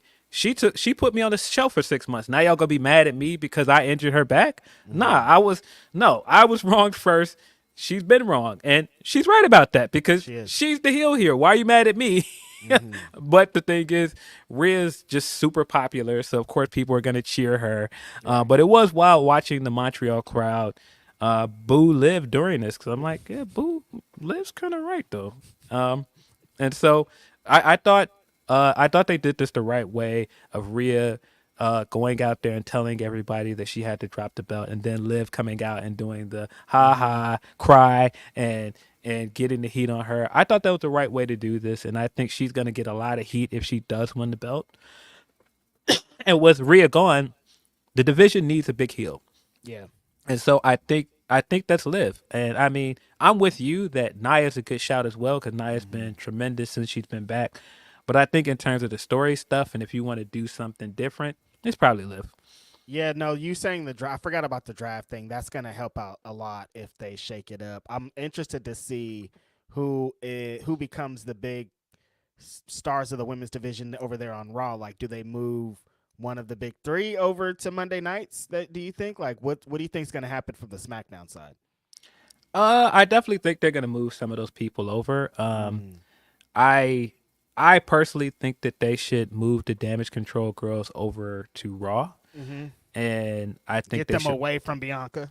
Yeah, I think they should wrap up the stuff. I do think that Kabuki Warriors are going to drop the belts to Bianca and Jay, but I think after that you've got to move Bianca and Damage Control away from each other. They don't need to continue to be linked.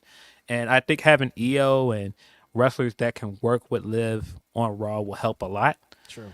But could if Liv is going to be healed, then she couldn't get into it with Damage Control. I mean, you can figure out what you're gonna do with Liv, because I think there's a world where Liv is kind of like a heel, also baby face with Edge. I don't know. Do you think they don't, since Becky has this looming contract thing? They're not gonna, because easily they could just give the belt to Becky and then everything will be fine. I don't think Becky's gonna be the next champion. I think if they wanted to go with Becky, Becky would have won at WrestleMania. I think that the fact that Becky lost, that tells me that the plan was to go forward with the Liv storyline. And if you're now already in it with Liv, and based on what they did this week, it doesn't tell me that they're like going away from that plan. It's probably still Liv's belt to win. And then they could just have Becky chase Liv if Liv's going to be heel. Yeah, because you still have the story stuff from Elimination Chamber with Becky and Liv. So that's a good feud for her. Yeah. And, Becky also had stuff with her as champion, because Becky was heel at the time and Liv was the baby face, and people wanted Liv to be the one to beat Becky. Yeah. And if you want to continue to play into the revenge tour thing, it makes sense to go back to that. But yeah, I still think it's going to be Liv that wins. I wouldn't be mad if it was Nia Jax. I think Nia Jax makes a lot of sense. I also wouldn't be mad if you shook it up and did like a swerve and had somebody else jump in. Like, I don't know, if you just had like somebody from SmackDown in the Battle Royal and one of them win it, I wouldn't be upset with that either. Where is Shayna? She's on Raw. I would like to see Shayna win. I'm still a huge Shayna fan, you know what I mean? I know they're not going to at all, but I'm like, what if? I don't know. Yeah, I'm a big Shayna fan, so I would love to see Shayna win, but I don't think it's going to be her. Who's on SmackDown that could... Like, what if Jade won? Jade would be a nice way to shake up things. Maybe if Naomi made the jump and won it as well, I wouldn't be mad at that either.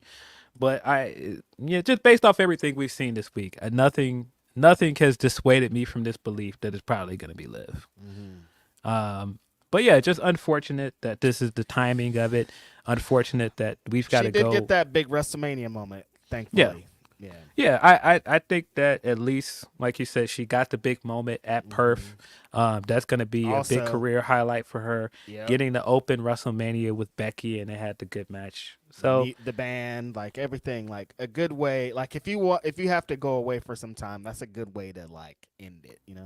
Yeah, I just hate that. It just still feels like we still had unfinished business here. There's still some ground to cover with her as champion. Totally. Like a lot of ground. Like there was some Yeah. time that she was so entangled in the Judgment Day stuff that the women's division kind of played the background to what she was doing, and there's still a lot of stories to be told with her as champion. So, I mean, this is the way that fans were reacting to her promo and the way that she's just been over for this last couple of years. When she comes back, like. Yeah, Babyface. she's out of here. She's gonna be Yeah, a big she's- baby face when she She's comes back. way out of here when she comes back. Yeah, and I think that's also why it's probably the right move to kind of use this as kind of a way to initiate a double turn where you just make Liv the heel in this.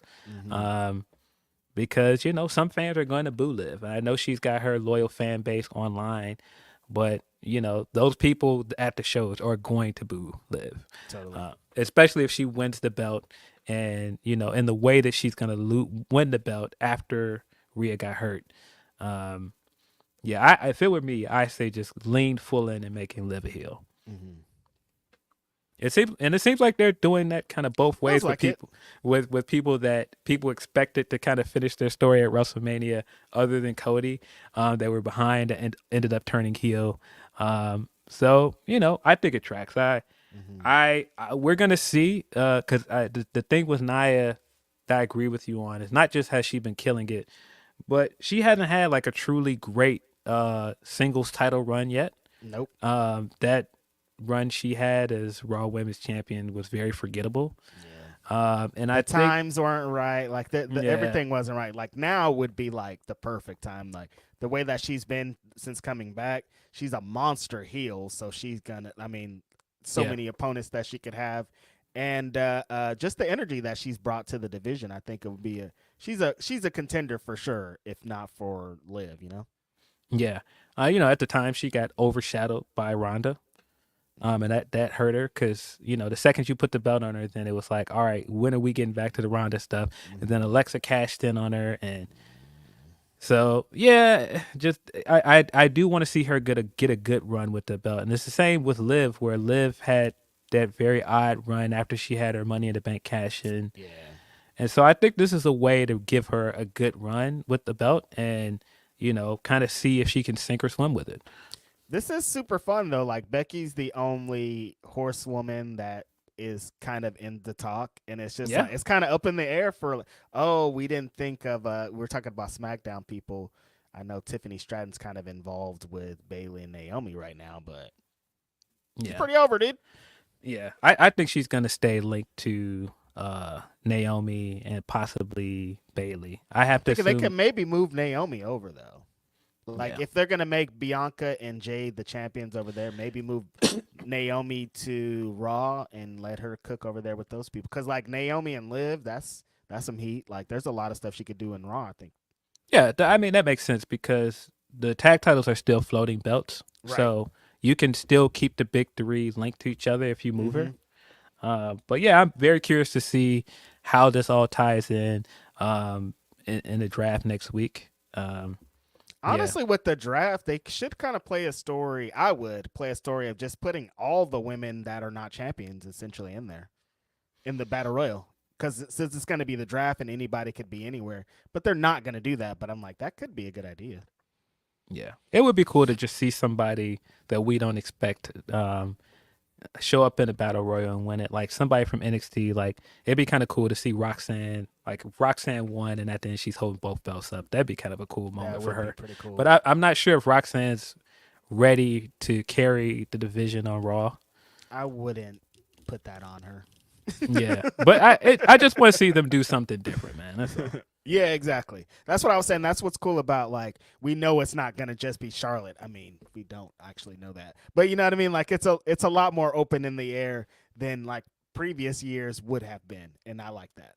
Yeah, Charlotte has been working her ass off. That's what I'm saying. You don't ever know. Charlotte might be like, we I'm ready. don't I'm know ready. when she's gonna be ready. So, you know, which man, you can't do anything but respect Charlotte, man. The work ethic is crazy, man. She is constantly giving you guys the gym videos, man. She is in the lab, bro. Big respect to Charlotte. No, she's in the gym every day getting back over here. Like, if they said, hey, Charlotte, we need you, she would do it. She's gonna try.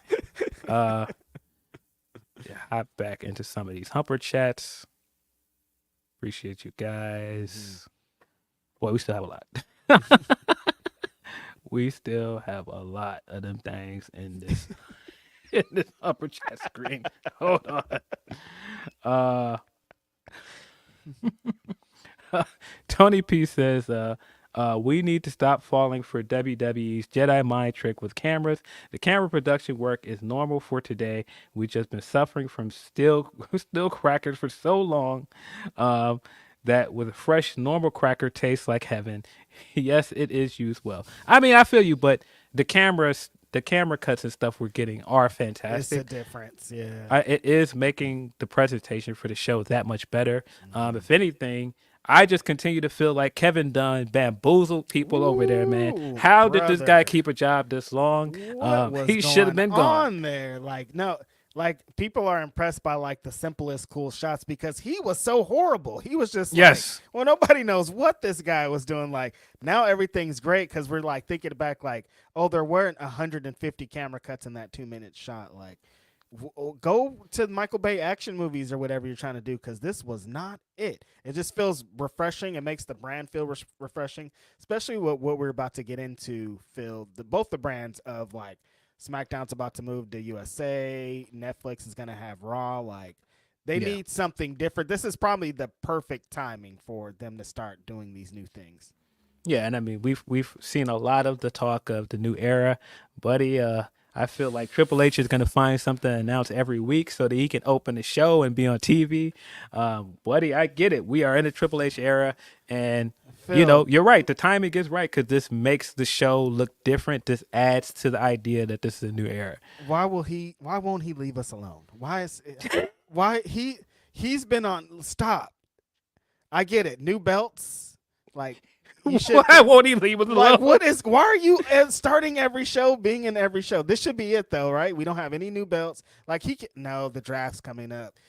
Dude, this is crazy. Why is he doing Why this? won't he leave us alone? Why won't he leave us alone? He keeps wanting to be like, no, I did these new championship belts. I got these for you. I'm like, we know. Dude. Bow down to the every time, man. I'm like, all right, okay. All right, dude. We're bowing down. We get it. Yeah. I hear you. He keeps getting the pop. That's the issue. Still man. He's on a high from WrestleMania weekend. Damn it. And I mean, man, this guy's been on TV every week since. Dude. Another one from Tony P says that one track shot from Jay to Sammy's entrance was beautiful. Speaking of that, FYI, if Ross didn't do what he did, Chad being a hating ass Chad would have won Petty of the Week. I mean, he didn't just pull Sammy out of his wife's arms; he Germaned him out of them. Listen, we both get on here sometimes, and I think the last 2 episodes of Raw have been missable for most of it. Like, there's usually like 3 things in the show out of 3 hours. I'm just like, that was very good. Yeah. This week, the Sammy and Jay stuff, which led to Sammy and Gable stuff, was really good. Doing the Jay match and Jay walking backstage and the tracking shot that followed him all the way backstage and outside where he saw Sammy like taking it all in and giving a story of how much he's come to Bell Center as a fan, and you know he wanted to experience it the same way, coming in the front door as a fan, man, and telling that story and then having a shot follow him coming in the front door and him hyping up the fans. Oh, my God. Him throwing down the trash can, pushing fans, beating on his chest. I'm like, this is so cool. Legit. That entrance was so cool. Following him through the crowd and him getting out in the middle of the crowd with the Canadian flag. Everybody's so doing cool. I'm like, yo, this is hard. so dope, man. And I mean, also with just like bringing it full circle, Bell Center was where he was at last year at Elimination Chamber, where he lost to Roman Reigns after he turned on him. And so to see him come back and get this hero's welcome as Intercontinental Champion, really, really dope interest. And the match was hard. The match was fire. Listen, my guy Sam Zayn might be the one to beat Code. Listen, the ultimate, look, Cody is the man. Number one baby face in the company, but the ultimate baby face, might be your boy Sami Zayn. After that entrance, after that match, the way that he elicits emotion from crowds, the way that he elicits emotions from viewers at home. Like, I'm at home watching this match. It's like he just, there's not a lot of people that could work like Sami Zayn. And this week showed, and I thought that they did the Chad Gable turn really great with, like Tony mentioned, of him getting German suplexed out of, hugging his wife. Really great stuff. And I'm like, they wanted him to beat Roman for a while, and that they teased the thing last year, and I'm like, I think he still has a chance to become world champion, man. He still has a chance. I still want to see it. In retrospect, I still wish they would have went with the idea of Sammy being the guy to beat Rollins and is the next world champion. Because that guy, man, he's so over right now, man. He's super over. He's doing some of the best character stuff he's done for his entire career. I guess he could beat Damian Priest at this point too.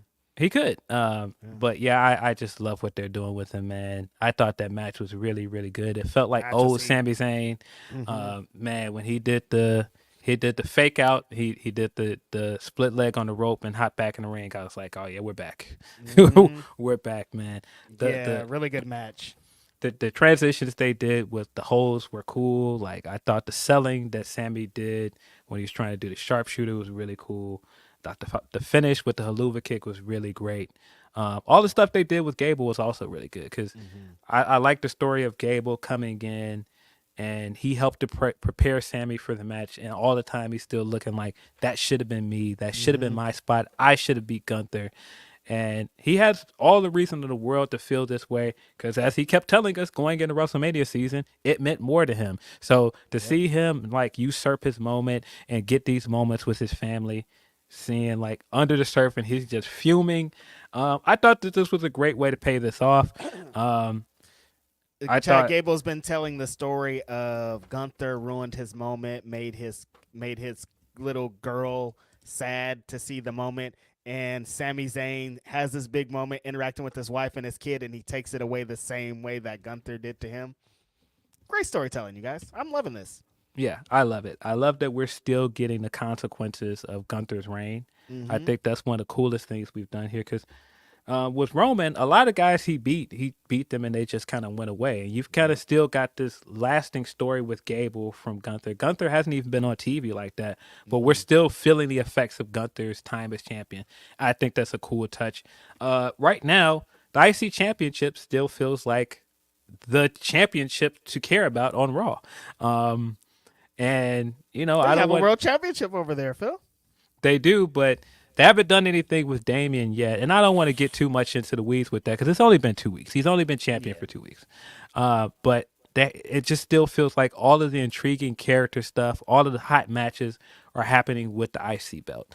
And with the Damian thing, which is interesting, is like we knew that him facing Jay wasn't going to be the best idea off rip just because like styles, everything doesn't really make sense. And now I'm more intrigued to see Jay go and help his brother against them other bloodline guys, which is interesting is that I'd rather see him back over there than in the world title scene just because it doesn't make any sense to me, Yeah, I think we still got story stuff still. Like, I think that you can eventually get back to Sammy chasing the world championship. I think that's what's next for Gunther as well.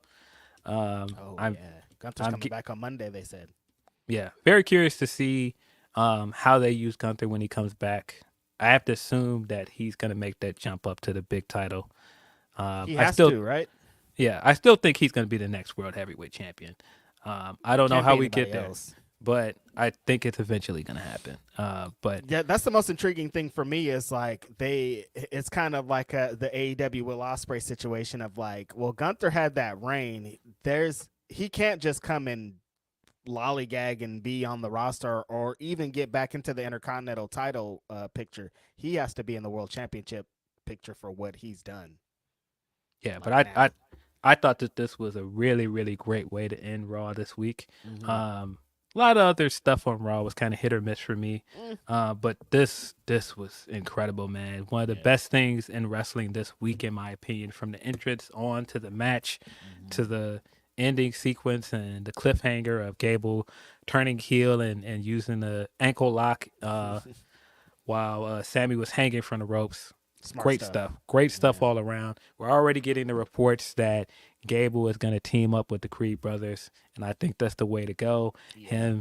Him getting two new students and it being guys like the Creeds that people really like, and they were doing really well on NXT. It just seems like it makes the most sense.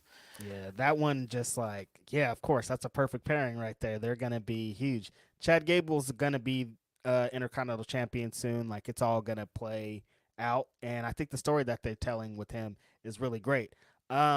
Raw's kind of heating up when it comes to that. Like you said, a lot of it, it's still 3 hours though. It's still just Yeah, like, so that's the thing. I just can't get it. It's so long, but the things that are good, like I enjoy it. But man, it's such a long it's show. just so long.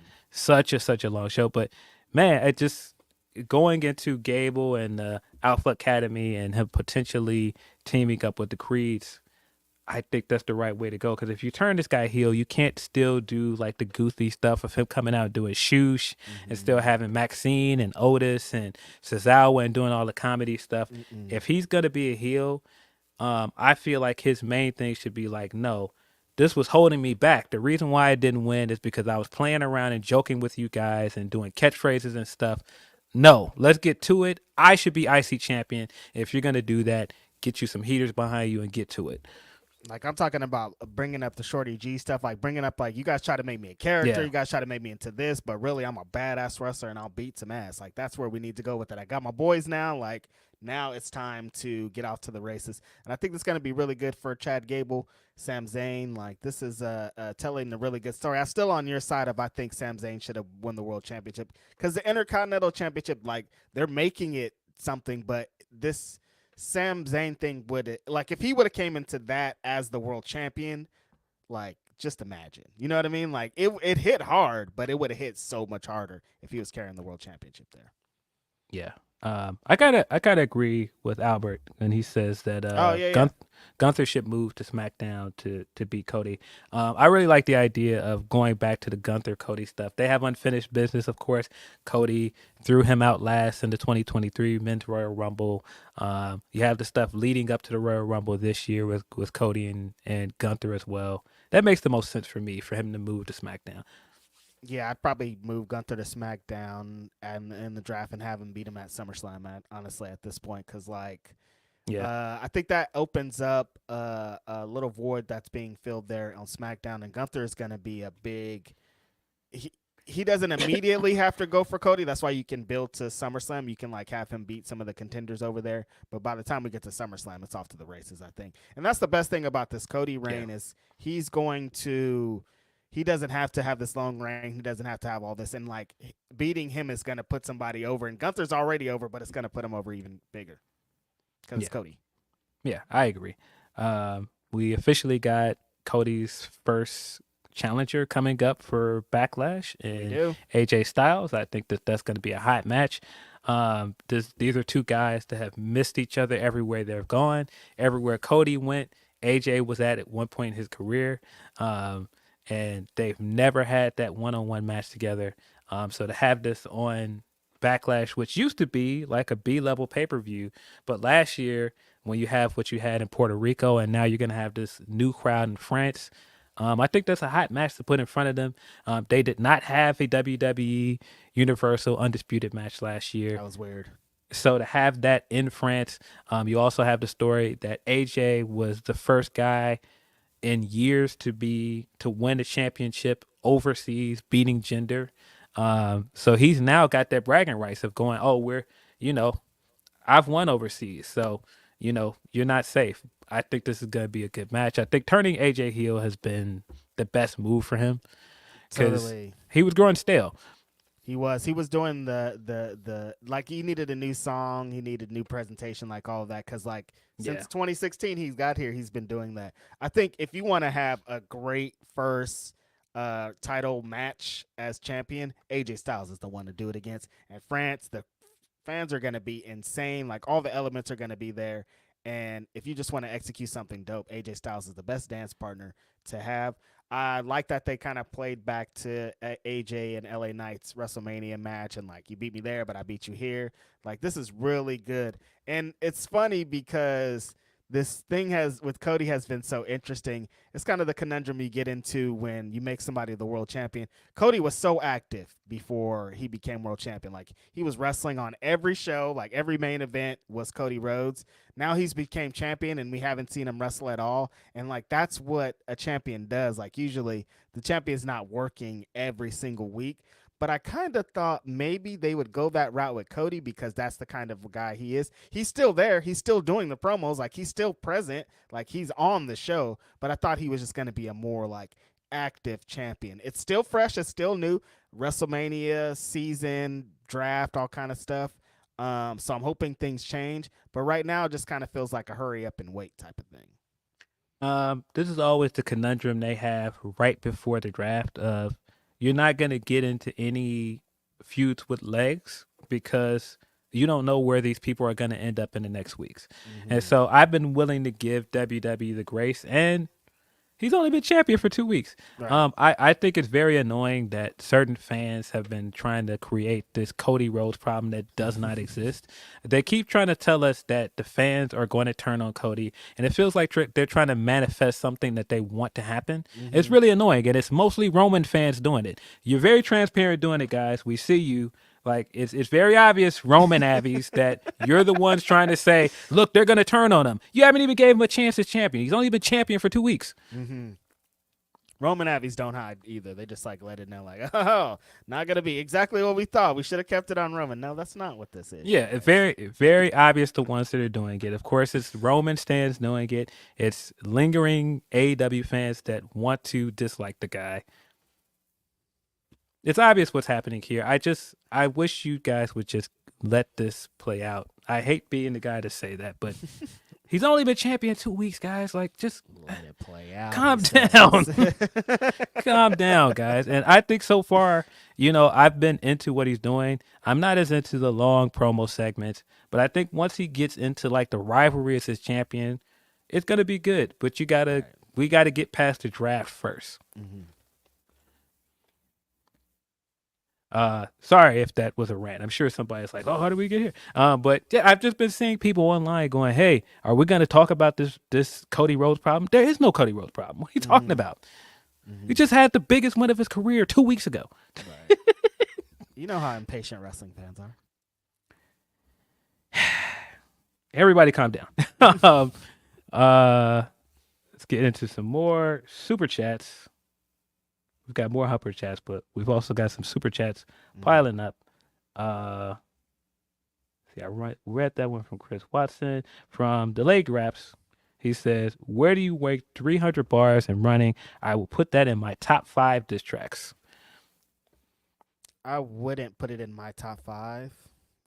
I like it. I think it's there's a lot of moments. It's just like a episode of Raw. It's just too much. Get to it, bro. Why are you saying 300? I don't need 300 bars.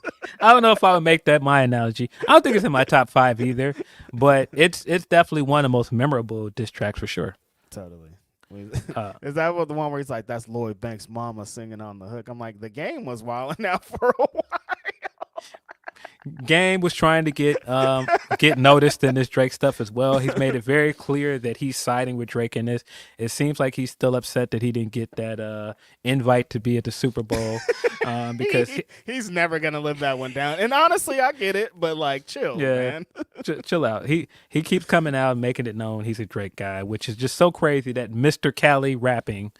Mr. Cali hip hop is not siding with Kendrick. And this guy that he said multiple times, I'll pass the torch to Kendrick, blah, blah, blah. All right, guy. The biggest name dropper in hip hop. This is the guy that you're rocking with my man out in the north. Okay, cool. Nasty.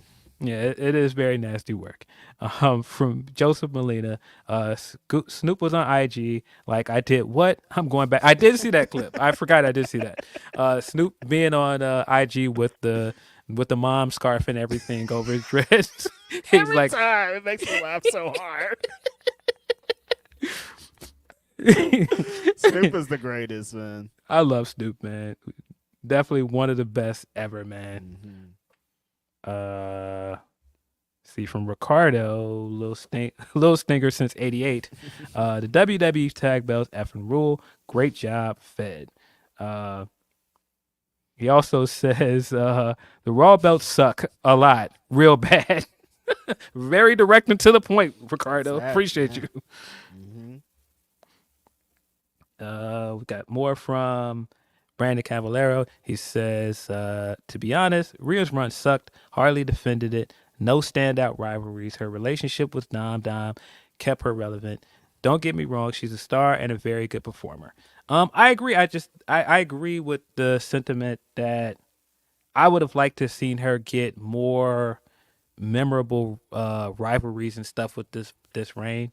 A lot of the title defenses were forgettable. I agree with that part of it, but it's hard to deny that this run definitely elevated her. Like, there's Rhea going into this run and Rhea afterwards. Like, she's absolutely a bigger star. Yeah, this reign was more. It didn't do what traditional reigns like this should do. Like traditionally, it should get a bunch of people over. This reign just got her over, and it got her over so heavy that I think it was worth it. And it didn't. Like, she didn't get over at the expense of any of the women because she was so entangled with the Judgment Day stuff. As she got over more with that, so that's why I don't think it's so bad. Like, Roman's thing was like. Who were the memorable people coming out of his thing? Like, Cody got over, main event Jay, I guess, the bloodline stuff, but like he wasn't like putting people over the whole time, you know what I mean? No, I feel different. I feel like there were certain guys, and he was holding people down. I think like Rhea's thing was like she was over here, so it was separate. Like, Roman's was, I'm here, and these guys are not benefiting from me being here.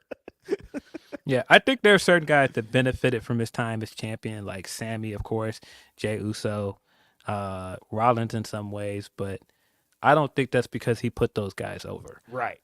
But I don't want to get into the weeds with the Roman talk because we'll be here for a minute because I still have gripes about the Roman reign, and I don't want to do that rant. I feel I'm on the Rhea thing though. Like, it could have been more about the wrestling stuff, but it worked out for her.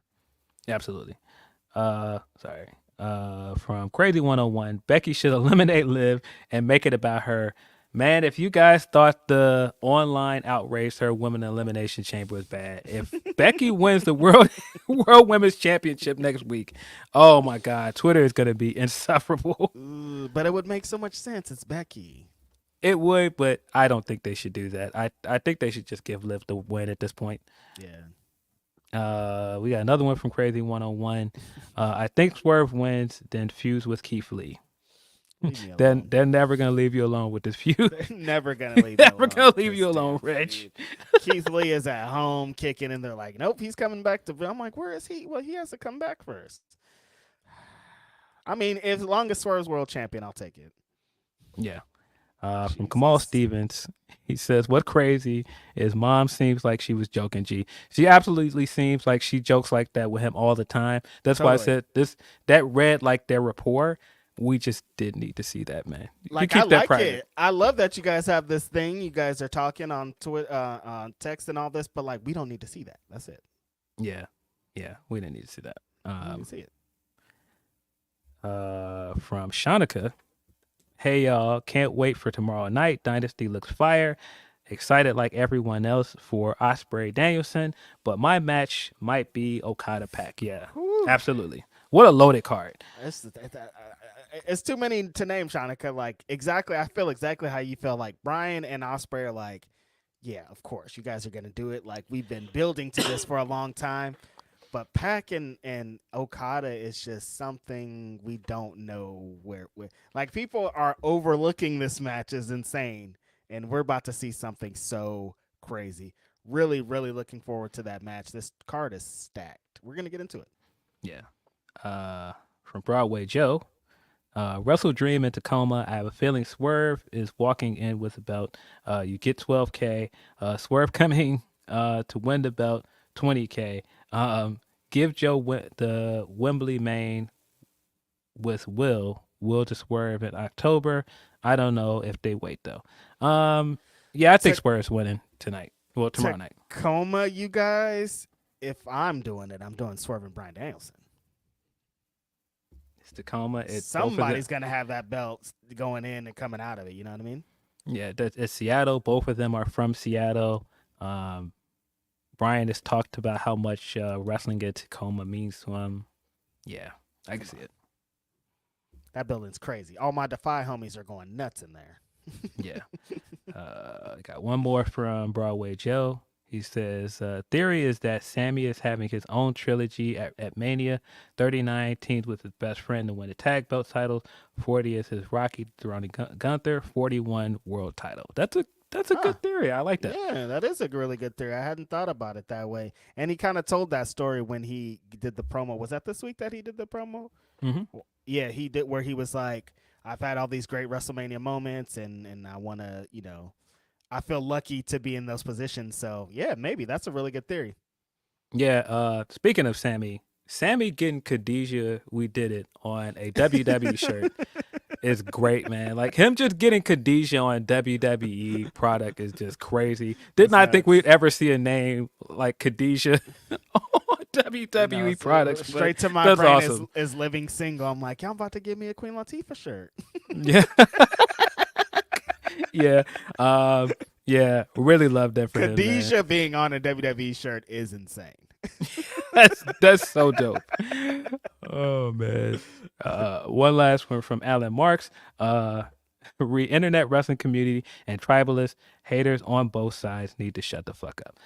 Yeah, I think some of the back and forth is just a bit much. All the sides. Find the wrestling you enjoy. You don't have to argue with people about wrestling they enjoy. You don't have to go on and on about wrestling you don't like. Just find your stuff that you like and, talk about that. Phil, there's too much to like. Like I don't even have time to hate on anything because there's so much to like. Like I can't even catch up on the stuff that I like. There's so much. Indie wrestling. Yeah. You guys should watch the Chris Hero Pro Wrestling mixtape that just happened. He did this bit, Phil, to start the show.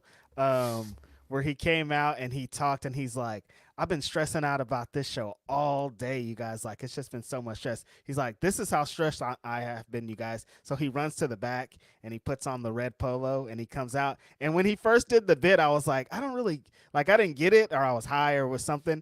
And then like an hour later, I was like, oh, because he was in the fight with the brawl thing. And then like it like was really, really funny after that. So definitely check that out. Chris Hero, amazing guy. The show's insane. There's a lucha match, a 3-way lucha match on there that like just flipping and spinning and saying like my jaw was on the floor. So shout out to the homies. Yeah. We're going to get into some more Humperchats. But before that, let's get into a word from our sponsors. And then we're going to get into this Dynasty card. Dynasty. What's up, you guys? Sean Ross Sapp, Fightful, here to tell you about BetOnline AG. The highest credit card acceptance industry-wide, 25-plus year track record, safe and secure online environments, payouts in minutes, the fastest in the industry. You can bet big with their high limits and rebet functionality, the earliest line, so odds open before the competition, the industry's best bonuses on every qualifying deposit, and we're talking on everything. Wrestling, they got it. MMA, they got it. Boxing, they got it. But hey, you know what?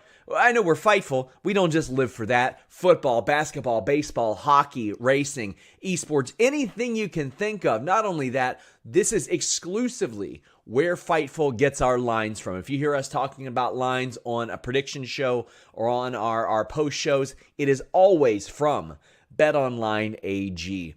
Please bet responsibly and only bet what you can. BetOnline.ag. Please, as always, remember to bet responsibly. But for your wrestling betting needs, BetOnline.ag is the place to go. Yes, sir. Hop into... You can bet on this show we're about to talk about, I think. Yeah, you absolutely can. Let's hop into some more these Humperchats because we still got a lot of them. I've been trying to pace them out in between getting into our topics. Let's see. From Tony P. By the way, can we congratulate Solo for his transformation into Suge Knight. They need to redo the 9 to 5 scene from 5-part beats with him, Tama, and Jacob at some point.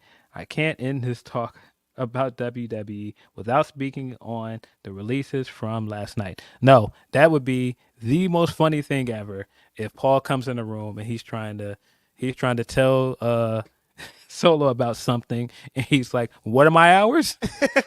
And then they do the whole 5-part piece thing. That would be so funny. I want them to do that so bad, please. Yeah, no, Solo coming out in his suit now and being fly. No, I see you, Solo. That boy was clean last night, man. He had the handkerchief coming out, had the little bit of bling under there, man. Mm-hmm. I like it, man. I like the presentation he's going with. I like the current stuff they're doing with Bloodline. It just goes to show maybe that those guys did not need the main title to be interesting. You can do interesting things without that. There is new and fresh things you can do with this storyline. So far I'm in. I'm intrigued at what they're doing with him and Tama Tonga. I think they have a good dynamic. Of course, Paul is Paul. Nobody plays like the I'm scared, what are we doing here, frightened manager guy like Paul does. I think most of the stuff from last night was great. I was gonna say, after that angle last night, I think they've garnered hella interest. Like coming out of WrestleMania, it was like, all right, what's gonna go on with this Bloodline stuff? There was some Where's Jacob talk, definitely coming out of it. But I think that moving Solo into that role, it's interesting that Solo's kind of gotten he kind of got the crash course on how to present himself, like being next to Roman this whole time, being next to Paul Heyman, being in the ring with The Rock. Like he's gotten a crash course on how to present himself now, and he's like instantly started executing. But having a partner like Tama Tonga has added on so much. One little angle got people back into this, and it's not about the championship. It's not about what people thought would have to keep interest in this. It's just like put cool wrestling on, have cool matches, cool angles, and have wrestlers that people are interested in. Having them attack Kevin Owens and crash his car and all that is going to garner more interest because people love Kevin Owens. We added that secret ingredient to it, added a little color. And you mean that Cody Rhodes' favorite secret ingredient? Yeah. That brother. He said he was back like rubbing his hands like Birdman in the back. Yo, he was all the way overseas looking at it on the screen like, oh man, that's where we at right now. That's what we're doing. Let's get to it then. We opening up the blood gates.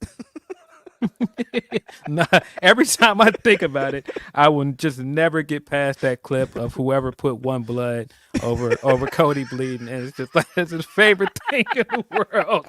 I swear. I'm sure, and all the other wrestling fans watching, soon as Kevin Owens was sliding out there with that bloody head, I'm like, dude, Cody cannot wait. Like, all of his championship reigns are just going to be him being bloodily beaten to death and coming back valiantly. He can't wait. He can't wait. Soon as KO rolled from back in Gorilla and he had the blood on his face, that's all I heard in my head was blood, blood, oh, blood, blood, blood, blood, blood, blood. Yeah, definitely. 100%. I'm excited for Cody for that. I mean, and wrestling's back, baby. I know they keep saying with WWE, they might be doing it. There's some blood. Yo, wrestling is for real back. I got up this morning and was looking at stuff in my phone, and I saw the thumbnail for Rory and Maul, and it's a playoff of the fucking main event of WrestleMania. Saw that too. Yeah, I was like, yo, wait a second. Hold on a minute. What's going on here? Crazy, man. Just crazy how much attention The Rock brings to wrestling, man. It's just Rock's insane. Different. Yeah, Rock's different. Like regular hip hop, like all of the hip hop podcasts, we're talking about The Rock. It's crazy. Crazy. I was having breakfast with family before we started, and my nephew was sitting next to me, and at one point he was like, "Oh, you in Philadelphia?" He was like, "Did you see Dwayne Johnson?" I was like, "This is where we're at. This is where we're at. This is where we're at, man." Did you see Dwayne Johnson, guys? It's so funny. Bro, Rock is just different, bro. Rock's on a different level, man. Way different level. Tony P gets us basically into our next topic. He says Zaya seems to have the biggest upside. I can see her in Stardom. I would be interested to see her in God's Eye personally. Everyone else, like a Veer, they're still newish, can benefit from working indies if they want. Gender is a TNA bound. And he is, of course, talking about the releases that we got last night that very much came out of the blue in the middle of SmackDown. We didn't get any announcements or anything ahead of time. There wasn't any today. Like, I haven't checked to see if there's any. No, we just got the handful on Friday night, and they kind of happened quick. I think the first thing we saw was Zaya's tweet about her time with WWE and thanking the company, thanking the fans. And, she never in that set that she was released. So at first we were wondering, what does this mean? And then we got the gender tweet right after that where he just said, I quit, Maharaja out. And, that had the vibes of, no, they didn't break up with me. I broke up with them. That was before we had heard about the release. I was like, oh, he's trying to get ahead of it. Yeah. But, Sean reported effectively afterwards that Zaya, Jinder, and Zion Quinn, Veer Mahan, and Sangha were all released. Very interesting, the names that were announced. Those aren't people that are on TV a whole heck of a lot. So it isn't as impactful as some of the other releases. Some of the other releases over the last few years where it'd be something crazy like somebody that was just on TV and then like all of a sudden they're just gone. Like I still think of all the time like the Alistair release. Like he was in the middle of an angle with E and then all of a sudden he was just gone. Yeah, with this one last night, I think the only thing is they showed Xia Li in the women's, when they were talking about the women's battle royal on Monday, like they mentioned her name in that. Oh, did they? Yeah. Or she was like shown like something like connected. So yeah. Somebody made a mistake on that one? Right. But yeah, this wasn't like, oh wow, like the craziest ones of all time. But it's still, of course, sad when anybody loses their job. It's unfortunate, of course, thing and all that. But like, we knew that this was coming. It's crazy that they did it during the show. Like they usually do it like it happens on Fridays, but it's like Friday mornings or like Friday afternoons. Like this is like the show's happening and wrestlers are probably watching the show while getting the message at the same time that they don't work there anymore. That's crazy as hell, right? Oh, let's think of SmackDown, but hey, you don't come in on Wednesday. Yeah, I just think the way that it came out was just very odd. And, they're having a very good few weeks in terms of PR. Started the year with very negative news with the lawsuit. We got some more lawsuit stuff this week as well. But I think the last thing that they wanted was the negative news of the cuts. And I mean, cuts are just part of business. I don't think there's ever going to be a point with WWE anymore where we don't get cuts at least once a year. Never. And so it was bound to happen. Of course, very unfortunate for people that lost their jobs. And cuts have been happening behind the scenes with like TKO and Endeavor and all these things the last couple of weeks. So this wasn't surprising at all. They just fired the head of talent relations. Yep. And that is crazy. I mean, I feel like them firing the head of talent relations is kind of a bigger thing than people are really talking about. Right. Because when you look at the current scenario with some people like Becky and Seth and even Drew, these are all people that I would assume that they would have had locked up and in new contracts by now, and they're not. And then you get this news that this guy was let go.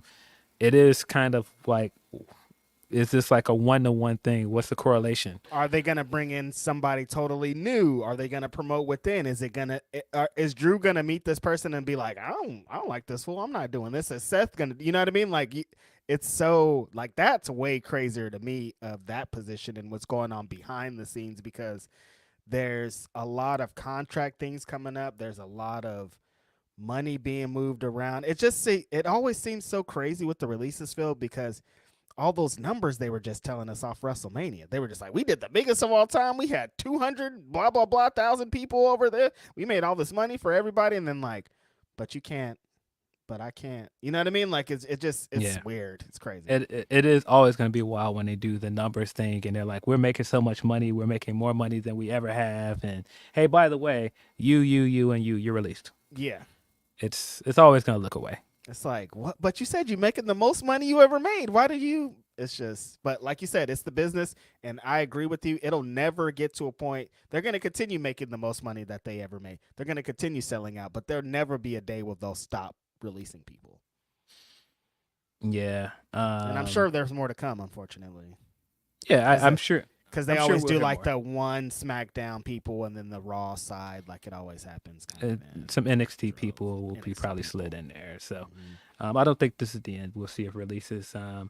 But yeah, hopefully these 5 wrestlers land on their feet. I think Veer is a guy that, he's still new to wrestling, but just like his athleticism is something. He still has that story, right? He has the movie. Like, he still can sell this whole thing. Yeah, I think he can still do well. I think there are things that Jinder probably could do elsewhere. I kind of agree with Tony that Impact seems like a place where he could go. Jinder's TNA, gonna get a run. Like, we'll see him in GCW. We'll see him in all the hot indies. Like, Jinder in GCW sounds absolutely crazy. Guaranteed Jinder's gonna be in GCW. Guaranteed. Guaranteed he's gonna be in GCW. Guaranteed. Guaranteed we'll see Jinder Mahal in GCW. Guaranteed. I put Bet Online money on it.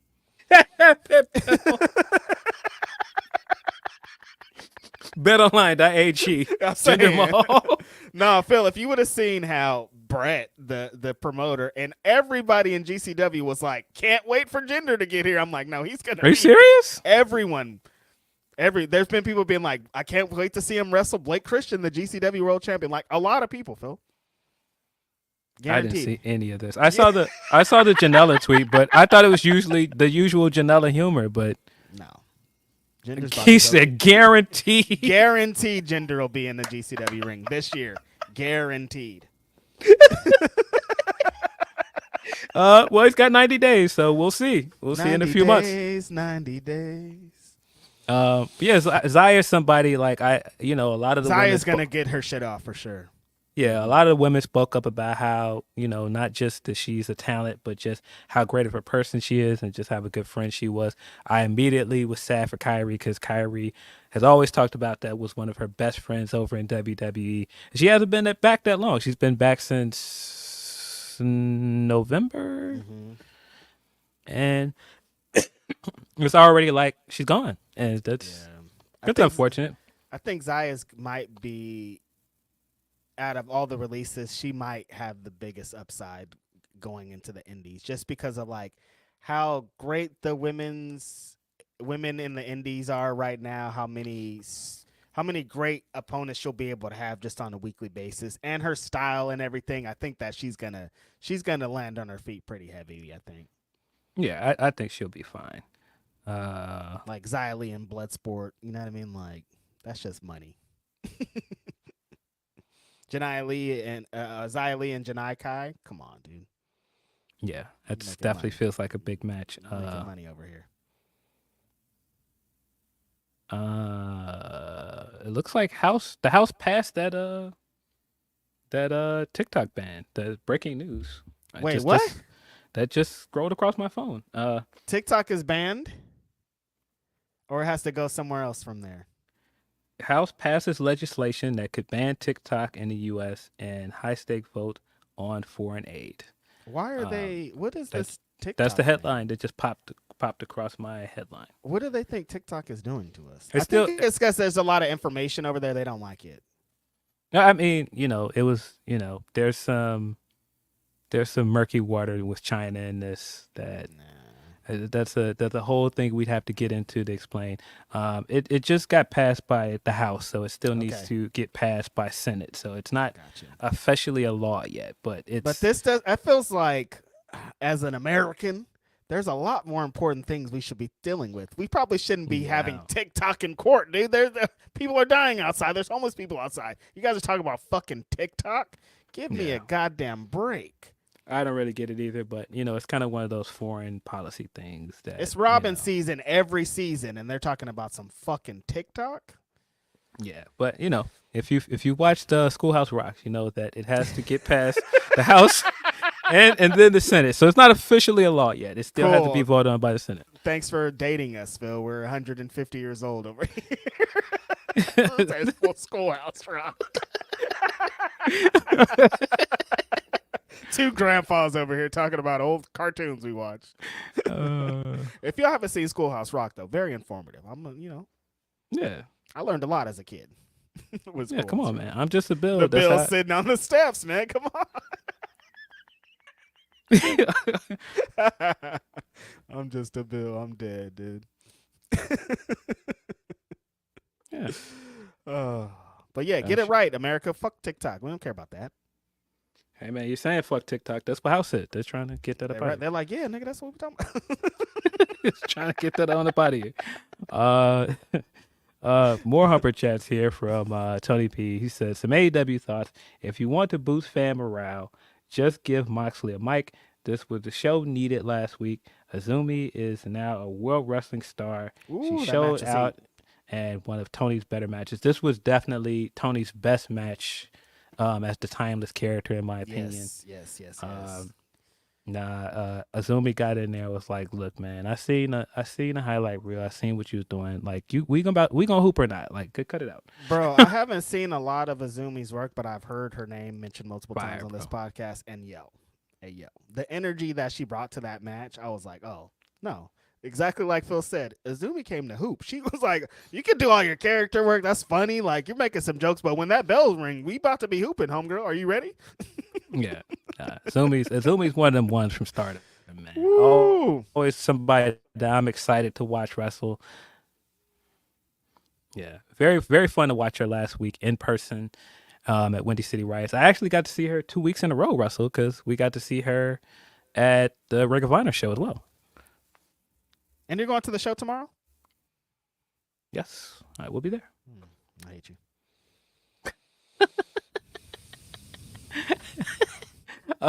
More from Tony P. He says, it seems like she is finding how to wrestle as timeless and learning when to ground her character at times to reality. People are fiending for a Mercedes match. She stops with the catchphrases. I think people would not mind as much about her wrestling as soon. I feel the time she will learn to balance it when she is natural. When she is natural, her speaking shines. I thought this promo this week was one of the best Mercedes promos we've got since she came to AEW. Mm-hmm. Maybe that's just me. Wrestling fans are just, again, impatient, Phil. I think when we get to the Graps eventually, then people will stop talking like they're talking now. But people are just so like, why isn't she wrestling? We're waiting. But like, Double or Nothing's coming, you guys. Yeah, nah. I think people got to be a little patient here. I know that's not the easiest thing for wrestling fans to do, but they don't keep factoring in she's hurt, dude. It's not that they don't want to. Like, if they could, they would have already put her in a match. They just can't. Yeah, she got in that interview with Renee and told her that was potentially a career-ending injury. Mm-hmm. It was going to take some time to get back from that. Fans are like, nah, put her in the ring. Nah, get her in there. What are you waiting on? She's a we flop. Don't care about that. She's a flop. Yeah, that whole Mercedes is a flop argument that I saw going around this week was insane. Again, wrestling fans are very impatient. I'm like, it wasn't going to be a success or flop in 3 weeks, you guys, a month. That's not how this works, man. I believe this is the last one on Tony P's marathon of Humperchats. Appreciate you, Tony P, man. This episode's been based off Tony P. We appreciate it. Appreciate you, bro. Sorry, there's two more, not just one more. He says, I am curious about the attacker, though. Hope it's Athena, but we know it is Chris, which will lead to another non-title story. Also, it is clear to see we are heading to a Deanna Rosa feud away from the title, which I can't wait for. Should I get into my theory on this Mercedes attacker thing? We should. I think she's capping. I don't think anybody attacked her. I think she is on some Jussie Smollett shit. I don't think anybody attacked her. I think this is all a way to create distrust in Willow. And I think this is all leading to Mercedes turning heel.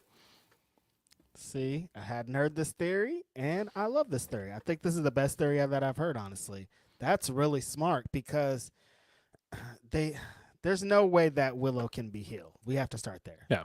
If we're doing a heel in this feud, it's Mercedes, and she's just a natural heel. It just tells the best story, and that's a really great story. She's on some just. I mean, it's a really good story. Yeah, I like it. I think that this is all just because she's been trying to plant little seeds to get people like, y'all really trust Willow? She's been doing it since she got there. And I really feel like that's where this is going. I think she is just trying to create not just distrust among the fans, but even distrust with the match coming up with, oh, y'all thought that this was Julia. The lights was out. How y'all know it wasn't Willow? And even like the spot this week in the match after the mixed tag where she was standing out there with the chair, and the only thing that got her to calm down was Copeland was like, "Are you gonna really hit her with that chair?" And she's like, "No, I'm all good. I'm not the bad guy here." And Yes, you are. She can help turn Willow and Chris against each other if she's like, well, they're coordinating things behind your back. Like, what's going on here? What's going on? So yeah, I mean, that's a pretty smart. Yeah, that's just my theory. It's a pretty good theory.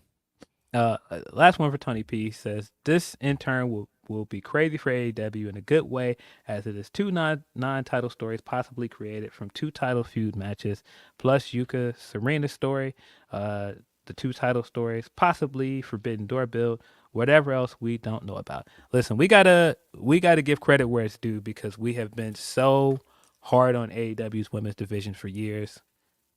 They cooking over there, bro. Yeah, they cooking, man. Chefs like are in the kitchen for sure. He's right. We've got a number of non-title feuds simmering.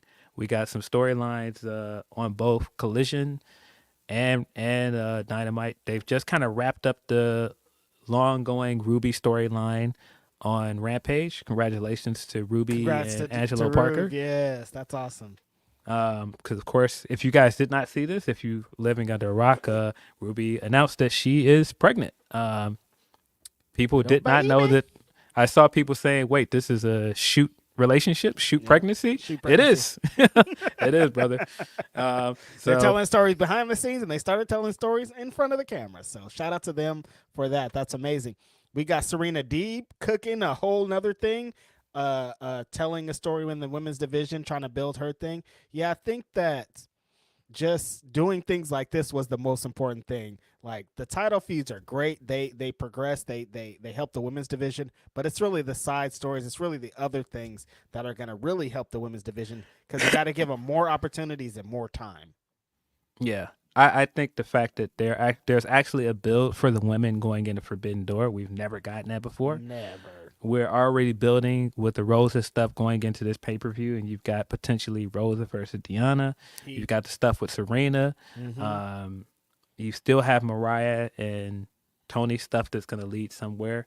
Yeah. They've got multiple storylines happening at once. I'm glad that we see the women out in front of the crowds more. We get to see more of them being present, not just in the backstage segments. It's progress. It's a lot of progress. I'm not going to say it's perfect, but It's definitely better than it's been. Exactly. You can't say that it's perfect because nothing is perfect, but I think of where we were a year ago, this is way better. This is much better. If you're a women's wrestler, you probably feel like you could get time now. You can the energy is just way different. It also helps that the signings and everybody that's presented on TV from those women are incredible wrestlers, so it also helps too. You know what I mean? Yeah, I thought we got 3 pretty good matches this week. We got the Zumi Tony match. We got Red Velvet, who continues to impress in my opinion. Red Velvet's insane. Oh my God, she's so good. Yeah, I think we're in a good place with the women's division. I hope that this momentum keeps going. Yeah, this is exciting time, and I'm really excited about that Forbidden Door thing because that's one element that's kind of been left on the back burner, or that I thought that's needed more attention. With the Forbidden Door, it's just the women's division, and we're already telling the story before we even start telling any of the other men's stories for the show. So I think this is really great. Yeah, let's keep it up. More. We've got some Humperchats from Nelson Muntz here. Fellas, I seriously need K-Dot to rap to Drew the Maja's Come Clean beat to snatch all of Drake's chains and ether him. You have BBL Drizzy even using AI now on diss tracks for crying out loud. Hip hop fans allowing that BS. He also says Kendrick needs to drop a nuke on the anniversary of Michael Jackson's passing, which is June 25th, giving a nice nod to Nas dropping Ether on Jay-Z's birthday. I don't know if we need to put Mike Jack in this, but I feel you. Yeah, I'd probably just leave Mike out of this. You know? Yeah. But I get it. Petty. Yeah, appreciate you as always, Nelson. From Vast Sea of the Same, for Grapsody. Hi, feeling Reg. Love the pod, and I thoroughly enjoy your opinions and discussions on everything. Not sure if you guys have talked about it. Talked about this before, but have either of you listened to Cowboy Carter? I have not listened to it in full yet. I haven't heard Cowboy Carter, and we haven't talked about it on this podcast. Yeah, it looks great. Everything sounds amazing, but I haven't sat and listened to it. Yeah, man. Beyonce is, of course, one of the greatest entertainers of all time.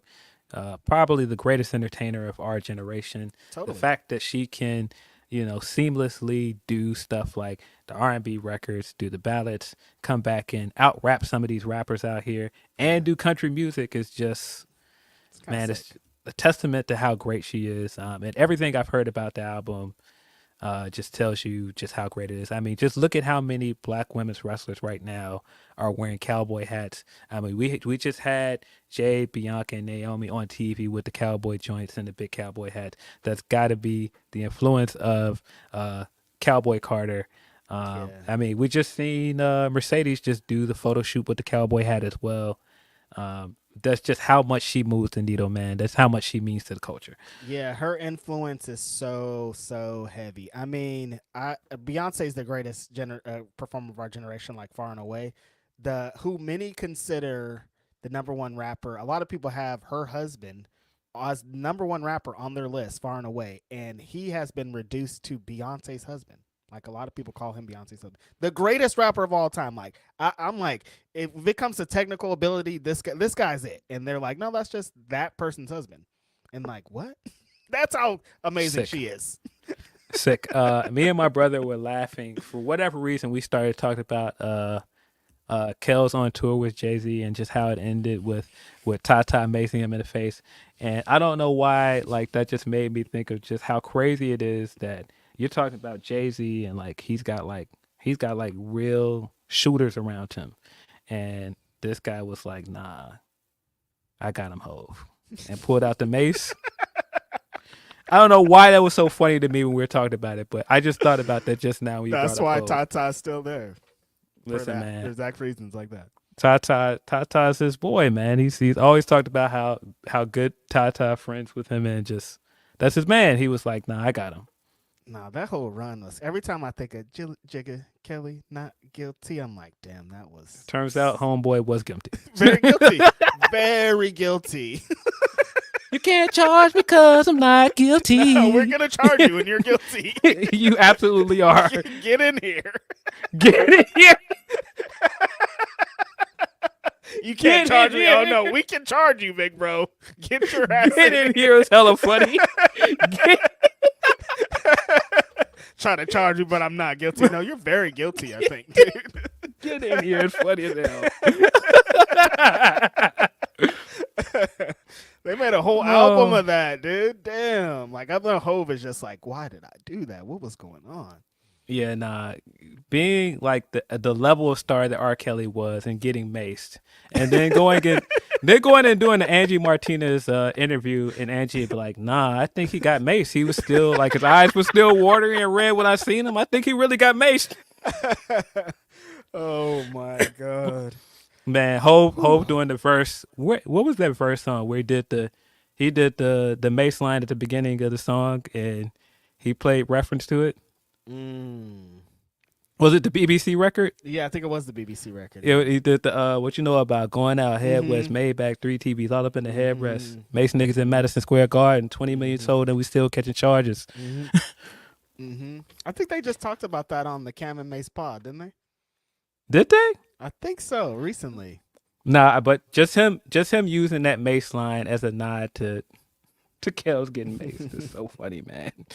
I was like, wait a minute. Oh, no, they were talking about something else because Hove threw shots at Mace. Oh, he was talking about the imaginary Playmates. Right. Yeah.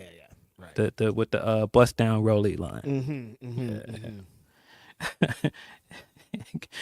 Oh, man. Well, essentially, they were fighting. When Big died, they were fighting for the same spot. Yeah. So Yeah. we got Okay, back to hip hop. I don't know how we did it, you guys. Always find a way. 2 more Humper chats, and then we're gonna get into this Dynasty card. Ronan Mike says, "Happy 420 and Grapsody Day.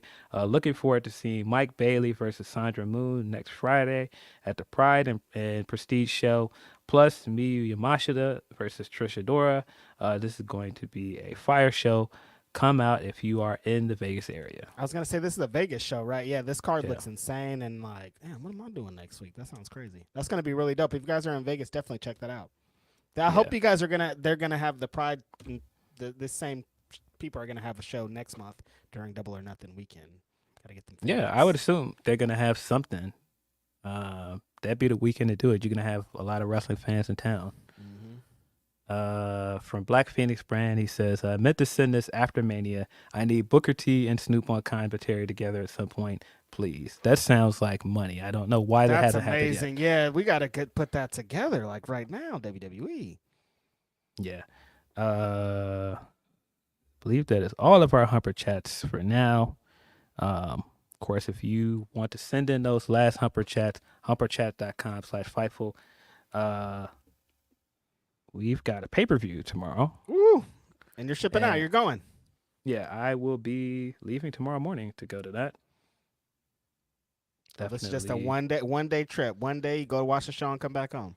Yeah, definitely getting a one-off in. I've been doing a lot of traveling, a lot of wrestling weekends, so I just want to get this one-off in, see the show, and head on back home.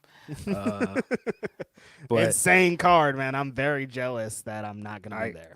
I didn't want to miss this one. That's why I'm like, how can I figure out a way to get out here and get right back?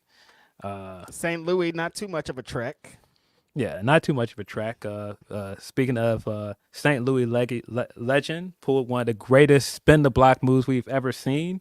Y'all thought he was out of here. We seen him at Versus trying to holler at Ashanti, and she wasn't giving him the vibe. That guy spun the block. They are currently engaged. Listen, and she is pregnant. So this is what. Congratulations, man. These are what dreams are made of. I never thought it was possible, but Nelly did it. Like it, we thought it was all the way over. Like, oh, they're done. Like she moved on. She was with a new man. He was sad somewhere else, not smiling. And then he was like, no, I'm getting my girl back. I don't care what's happening here. Like he made a conscious effort and he did it. He executed. And he's been smiling ever since. I haven't seen a picture of him since he got back with Ashanti where he's not smiling. Grinning every time I see him. We're seeing the grill. We're seeing the pearly whites every time, bro. Every time, man. Like the hugest smile, Phil.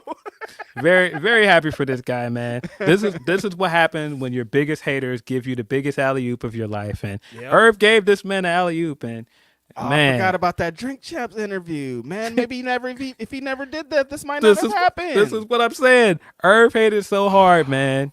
And he gave this guy the alley-oop of the lifetime. Nelly was coming down the wing. He saw that ball going up. He was like, oh, I know what to do with that. Bro, Nelly's been waiting for this alley-oop, Phil. He's been waiting for this. He's like, oh, thank God. When he saw this going viral, he was like, this is the best thing that ever happened to me. Slid right in with that Future meme. Listen, I seen what Irv was saying. Chatted her right on up. Like, man, I seen what homeboy was doing. Now that was hella corny. Hey, what you doing? Yeah, what you doing now? What's going on over there? What you doing tonight? Hall of Fame level block spin, man. Incredible work, man. Congratulations. That's one of the best ever. I can't think of one that's better than, honestly. No, I don't think we're gonna get a better one than that, man. Congratulations to Nelly and Ashanti, man. Shout out to Big Nell, one of the only diamond rappers in history. Like he knows what to do here. Yeah. But yeah, let's get into this AEW Dynasty card.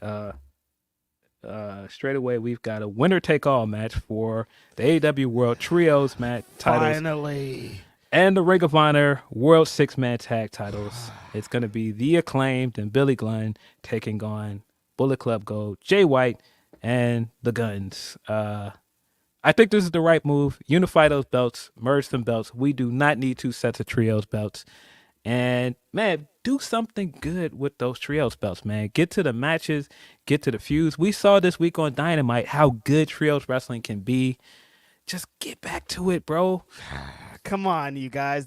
Seems so easy. And it's like, first of all, Bullet Club Gold needs to win this match times 1,000. But these championships have needed to be merged for so long because you've had them on two separate brands, but you're not using them on either brand. It's like, so what's the point? It's like they're just props. So like merge these belts, and we have a bunch of really cool trios teams to challenge you guys. It's not like there's not enough teams. It's like all the elements are there. You just have to put it together. So I'm very excited this is happening finally, and Bullet Club Gold has to get this. But Yeah. Jay White, Phil, we gotta singles eventually. Like, come on, we're wasting time. We're wasting talent over here. We do, but I think if you're still trying to reestablish Bullet Club Gold after World's End last year, these guys have to get the win. Also had, for whatever reason, Billy Gunn beating Jay White. Bullet Club Gold has to win here, man. I just don't think you can go with any other outcome.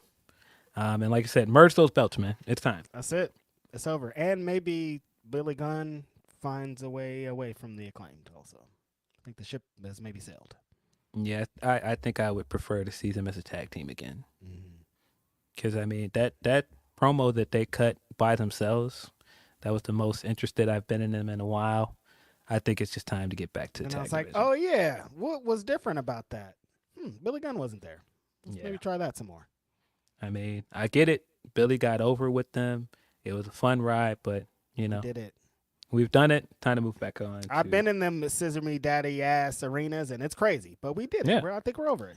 It's time. It's time to move on. We've got Trent Beretta taking on Matt Sydal. And we've also got Orange Cassidy, Katsuyori Shibata taking on the Shane Taylor promotion. I'm interested to see where that goes because it seems like there's concerted effort to do more with Shane Taylor promotion. Right. They added Anthony Ogogo to it. I think that's a great thing for both Shane Taylor and Lee because they're both great, and I want to see them on TV as much as possible. But I'm also glad that they found something for Ogogo to do because he was off TV for so long. So I have to assume that, you know, Shane Taylor Promotions is going to pick up the win here. Yeah, I'm just the effort that they've been putting into Shane Taylor Promotions has been so great. They've been on almost every TV show. They've been in big, high-impact matches. Lee has been in there with Shibata. Like, Shane Taylor has been able to talk and throw his heavy-ass blows in the ring. Like, they have been set up for success, and I think this is really awesome for both of them. And adding a Go-Go is such a great thing because he could talk really well, and just, like, his little extra added punches that he throws in randomly just ups the game for them a lot. It's really good recently what they've been doing. Yeah, I think he fits with them because Shane is already doing the prize fighter thing. Yep. So he just makes sense. Yeah, it does. Man, I don't know if you've seen those the hats that AEW just recently put out. That Shane Taylor one. Fire, man. I haven't seen it. I'm going to check it out. Yeah, see, Shane Monster saw what I'm talking about. The SDP hat out there along with the Mercedes one. Okay. There's a Swerve's hat one, and then there's the one with just Bruv on it. Those are 4 hot hats, man. There's a guy that wears a lot of hats, man. I was like, I might have to cop one of these. But into the main card. I don't, of course, not sure what the order this will be in, but we've got Big Cope, Adam Copeland teaming up with Eddie Kingston, Mark Briscoe to take on House of Black. Will be Malachi Black, Big Brody King, and Buddy Matthews. This is interesting for me because this could go either way. I do think the House of Black, as the experienced team that has been trios champions, is going to win this, though. Yeah, that's kind of where I'm landing is they've already told the stories. They're former trios champions. Like, as a team, they always work really well together, and they rarely lose. Wonder why. Yeah, man, they're, you know. I mean, for my money, they were my favorite trios champions. Outside of Elite, I thought that they had a really good run with the belts.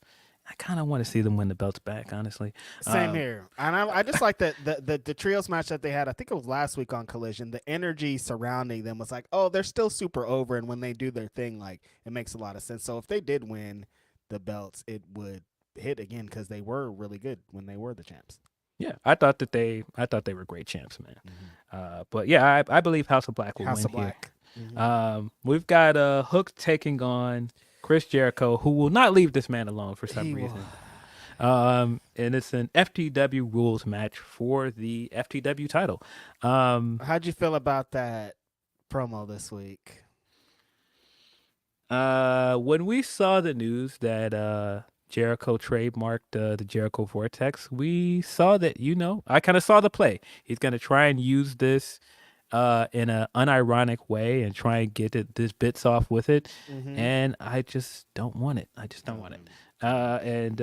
So this promo was pretty much what I expected. He was in there with Taz, and Taz was like, yo, you really need to chill out at multiple occasions. And Jericho kept going, and then he took it too far, pushed Taz, and Hook was like, nah, you need to get out of here. Get out of here. Get out of here. And I was just like, what really was the purpose of this? Like, what was the point? He punked out Taz, and then Hook didn't do anything. He told him to leave. Like, at least punch him, Hook. Like, I didn't like the part of him just being like, leave. Like, what is that?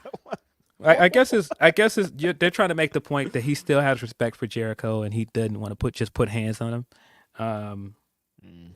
I'm just ready to Somebody move on. pushes my dad down that's injured, like, I'm gonna probably do something about it. I'm not gonna be like, hey, I respect you, get out of here. No, you push my dad down, dude. Let's fight right now. Yeah, Hook should win here. If Jericho wins this match, man, I just don't know. I don't know what to do here because if he wins, I just know that this is going to extend this feud, and it doesn't need to go any longer than this pay-per-view. Just give Hook the win. We need to have the RIP, the Jericho Vortex thing, right? Like, he's smart, though. Like, knowing if he mentions it, that will stop. So, like, he did the right move, but, like, it's dead, right? Yeah, I think that's what he thinks he's going to do. He's kind of taking it back for himself and taking it away from the internet. But the internet is still going to internet. The internet is still going to get their jokes off. They do not care about you getting your wrestling bits in Jericho. And you currently have Hook in the Jericho Vortex. So, like, what are you? Yeah, like I said, I get the bit that he's doing. Like, look what this did for everybody else. Like, what do you mean? There is no, like, this has benefited those guys. And it's just like, no, it hasn't. And I mean, again, I get that's the joke because it hasn't. That's the bit. I don't know. I'm ready for this Hook and Jericho thing to be over with. I would have been okay if they would have announced this match for Dynamite next week. I don't really know why it's here. I agree. I think this could have easily been a Dynamite match. But Hook should win here. That's tentatively my prediction here. Would not be surprised if Jericho wins, though. Well, Hook, he does not need that belt. That wouldn't make no sense at all. Hook. But it's like, why are they doing this match again? They already... This whole thing that's the Jericho Vortex. Chris Jericho is like the same. Ricky Starks had beat you, and then you harassed him into wrestling you again. Hook already beat you, and you're harassing him into wrestling you again. Like, but we already did this though, and now the stakes are you might win the FTW championship. Nobody wants that. Don't want it. Don't want it.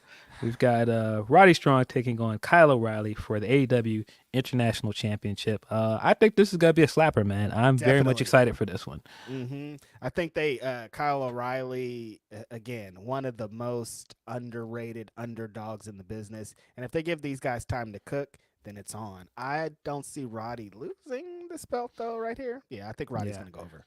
I think it's too soon. I think Roddy's going to retain, but I think this match is going to be very good. On a card full of insane matches, this is going to be a sleeper. Yeah, which sounds crazy to say that Roddy and Kyle O'Reilly, who have history together, is going to be a sleeper. But I do think this is going to be a lot better than people expect. Mm-hmm. We've got Julia Hart taking on Willow Nightingale for the TBS title House Rules match. We've got to be crowning a new champion, right? I have to assume this is Willow's night. Yeah, I think this is a big Willow Styles time. Like, this is we built up to some great last couple of weeks. I think she's been one that's benefited from the stuff we talked about with the women's division of being able to be in front of the live crowds and do promos, being able to be put into different positions than just the match or just a backstage segment. Like, she's been able to stand next to Adam Copeland. She's been able to like just get more familiar in front of these fans that are already kind of grown to love her. This is her time. Like, she's about to win this championship, and it's very exciting. Yeah, I agree. I feel like this is the best character work Willow has done in her entire time with AEW, possibly the best character work of her entire career. I think so. Yeah. And so I feel like this is her moment. I feel like you have to give her the win here. Based on what we saw in the mixed tag match, I think it's pretty clear that they were trying to protect Julia because she's probably still injured. So yeah, it's probably just time to give Willow the win and then move on to Willow versus Mercedes at Double or Nothing. Here we go. I'm excited about it. Real excited about that. Mercedes and Willow, two black women again. That's the big match. That's of course the match that we all assumed we were going to get when Mercedes came over there, based on their history with the New Japan Strong Belt.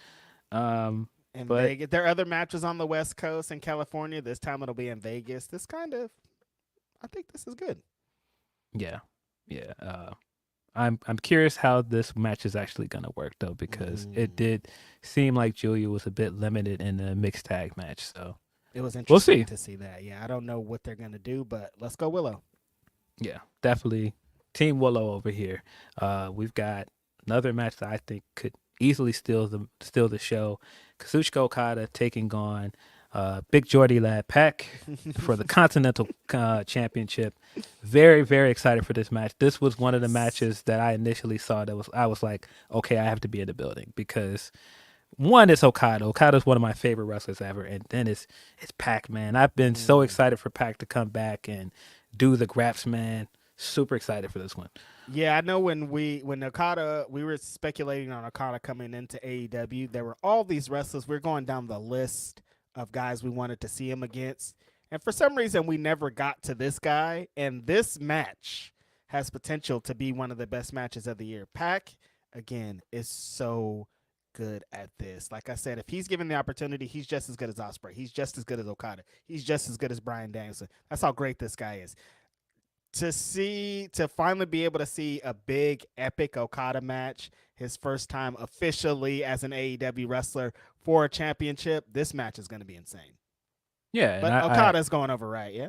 Yeah, Okada's definitely going to win here. Mm-hmm. It definitely makes me think of the All-In match, that big match of him wrestling a cruiserweight, Right. and just how well he had chemistry with wrestler we don't really want to talk about on that show. That was one of my favorite matches from that show.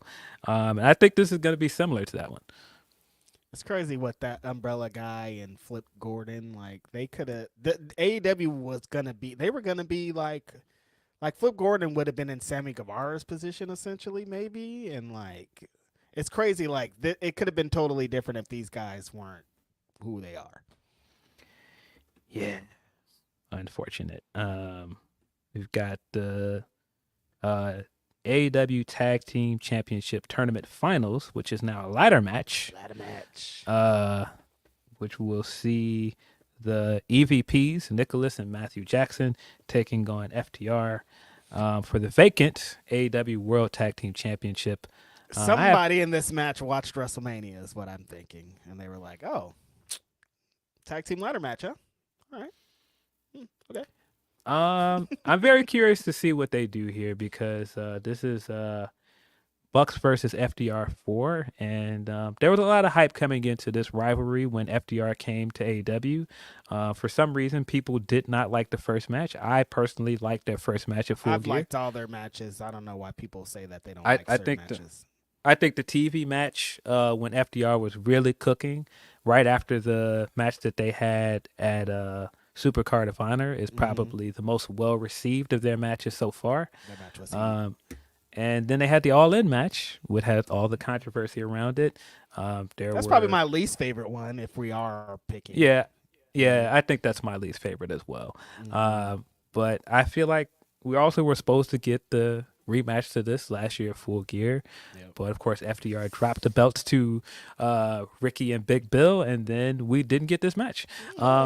So we've got a lot of history with these two teams. I think that possibly they're back on pace. They possibly are back in a place where they have chemistry again.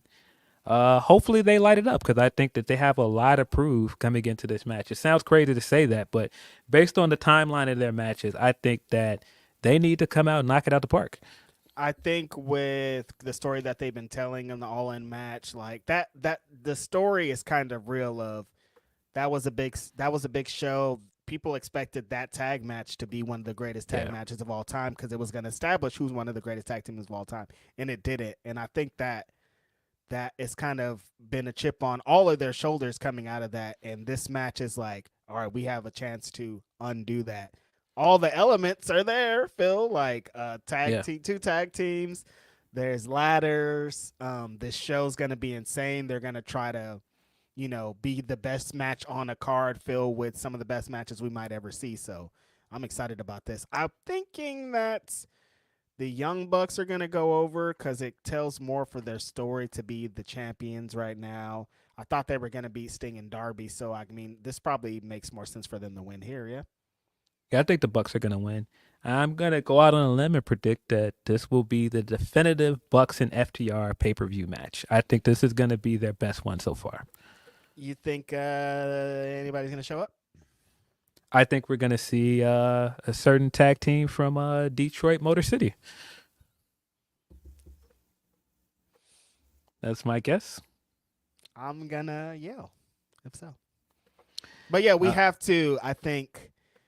We have to, for how we've talked about the Young Bucks and how they've gotten to this company and AEW as a whole, we always talked about their matches with the Motor City Machine Gun. So, like, it makes the most sense for them to show up is all I'm saying. And I'm hoping that it does happen. Yeah. Based on that report from Meltzer, do you think we're going to see the scapegoat tonight?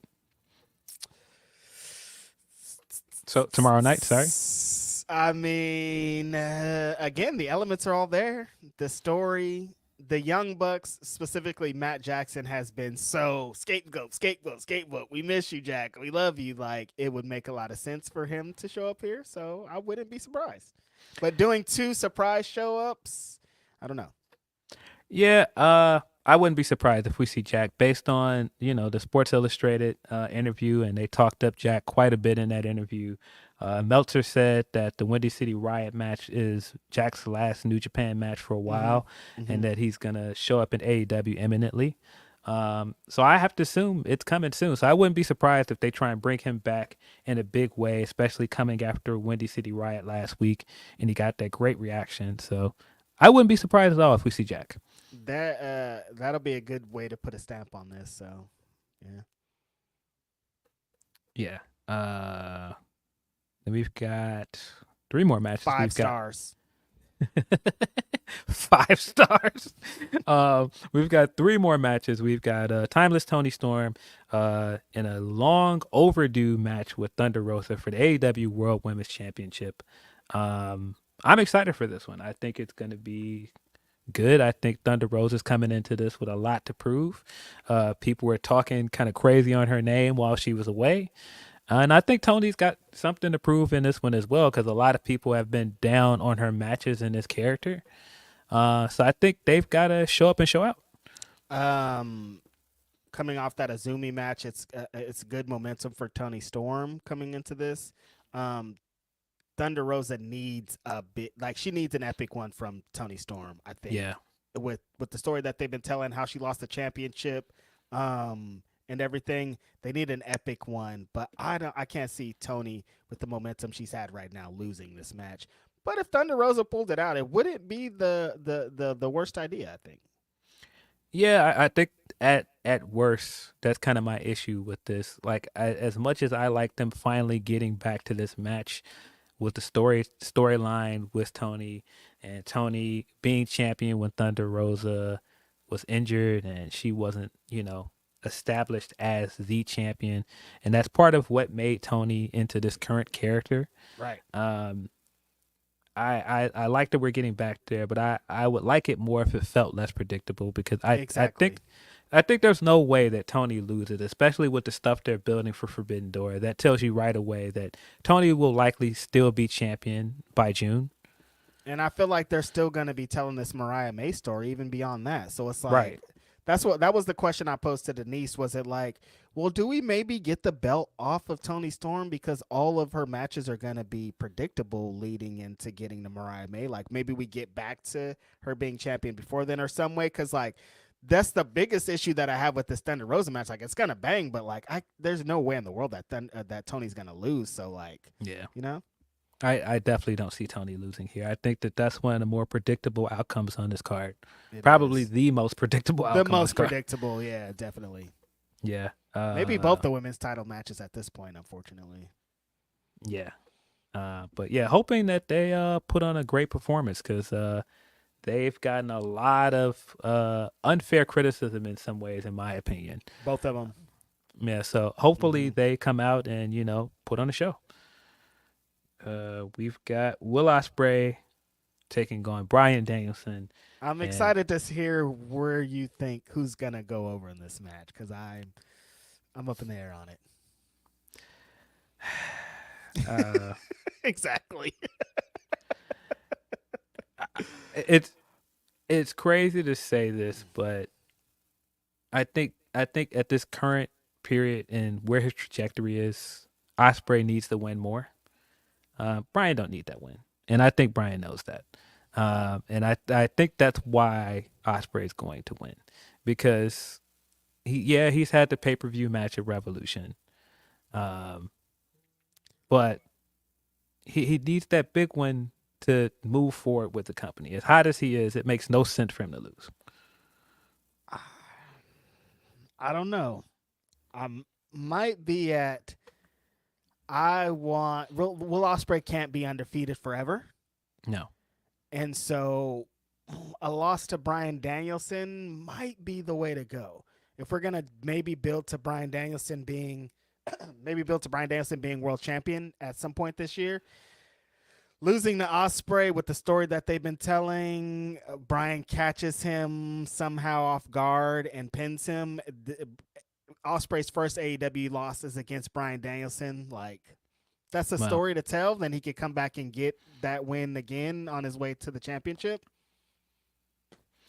If I put my thinking hat on as a storyteller, that's exactly why I think Bryan's going to lose.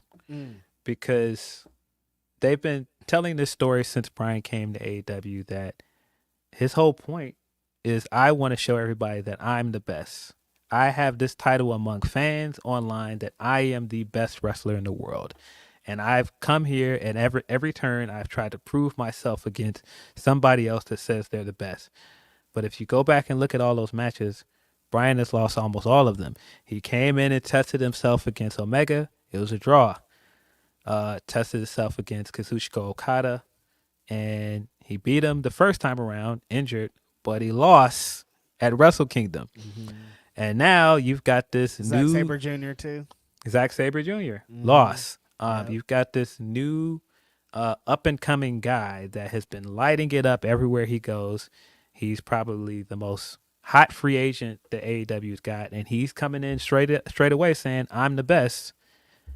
And I think the story here is in his last year as a full-time wrestler, he's going to be humbled again. I think he's going to lose. Yeah, you spun it. Yeah, you got me.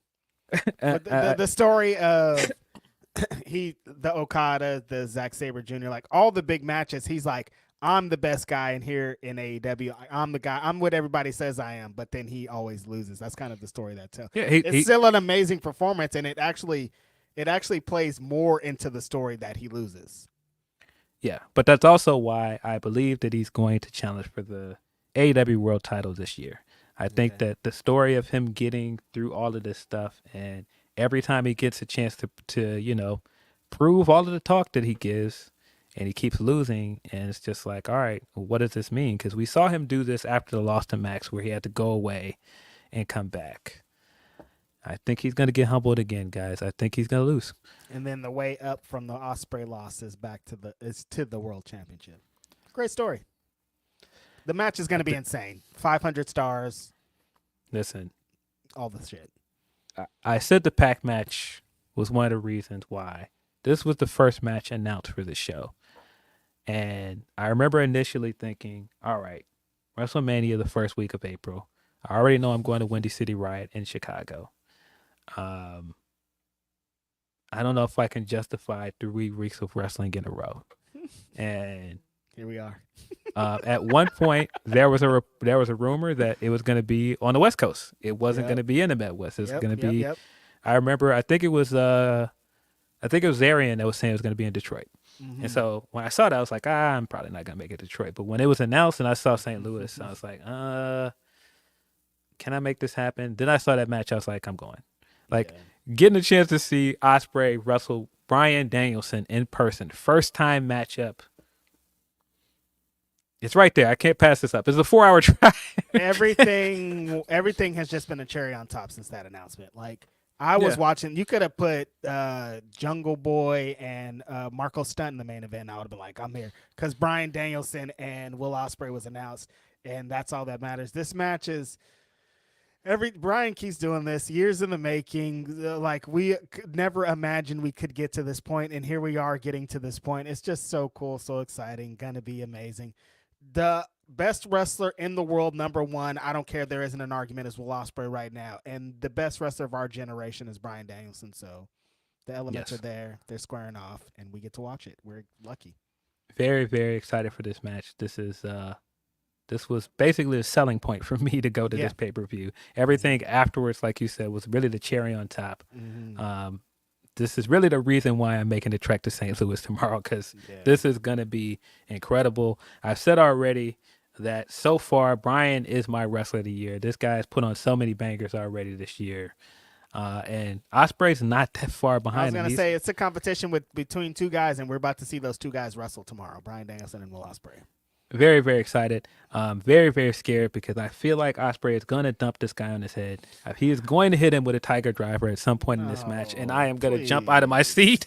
I'm so worried for this guy, but it's Bryan, and Bryan is a sicko. I know he's going to do something crazy in this match. Please be careful, Bryan. He's going to do his cell that we all hate, that fucking seizure cell. Stop doing that. Listen, man, do not do this seizure cell, bro. Do not do this. We don't want it. We all hate it. I don't want it. Don't do it. Every time I'm like, I hate him. Yeah, don't do it. But he's definitely going to do something wild in this match. This is Ospreay, who beats people by dropping people on their head and hitting them in their neck with a stiff elbow strike. It's going to be very great. It's going to be amazing. But very, very excited for this match. 7 stars. Match of the year, Damian. Match of the year. In the main event, we got Samoa Joe taking on Swerve Strickland for the AEW World Championship. We've both talked multiple times on this podcast about how this is Swerve's time. You got to put the belt on this guy, man. There's no excuse not to. He's got to win. Yeah, there's no maybe, there's no ifs, ands, or buts. We're here. We've gotten to this moment. It is time to execute. Tomorrow night, April the 21st, the first black AEW World Champion needs to be Swerve Strickland, defeating Samoa Joe at Dynasty.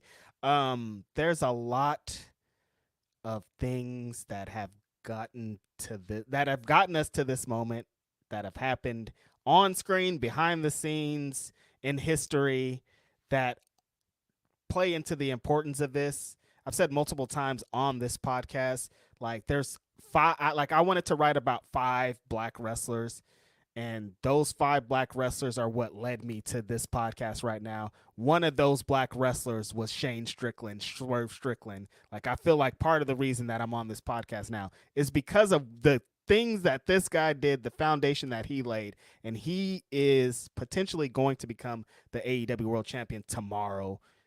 You guys just don't understand. I'm very excited about this match. I'm very excited about Swerve becoming a bigger star, becoming the top star, even being in this position to win the heavyweight championship.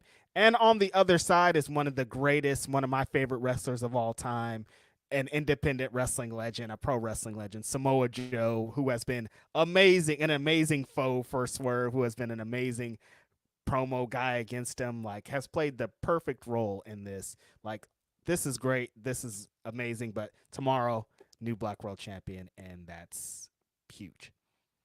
Yeah, at some point yesterday, Swerve tweeted, "It's becoming real," and that really hit home, because when I think about his AEW career alone, like, and just thinking about, like, of course, our connection with Swerve, because his cousin used to be on this podcast, and one of the first big interviews we did with Swerve before he signed there. And, we've had 2 other interviews with him since. And I interviewed him for PWI right after we did the big interview with him the first time. So, like... Yeah, I mean, just thinking about, like, the first time we were ever together in the same building. There's a picture of us from Wale Mania standing next to Swerve. And there's so many other things. I just posted it. We're outside. Yeah, there's so many other things linked to this, and how upset I was with how WWE used him, and how upset I was with how he never really got the push I felt like he should have gotten there, especially on the main roster. And just watching how he's like transformed himself into this massive star for AEW, just like from the tag title run with Keith Lee to just like even just all the stuff from last year. It's wild calling that his breakout year because he's been around so long, but just like watching all this stuff get over, the Nana dance, like Swerve's house, the run he had in the Continental Classic, the Hangman feud, all of these things last year, and getting us to a point where it feels like universally we all feel like it's his time. And just like even knowing all of that and still thinking about like going tomorrow and knowing all this and thinking like I'm gonna see this guy win.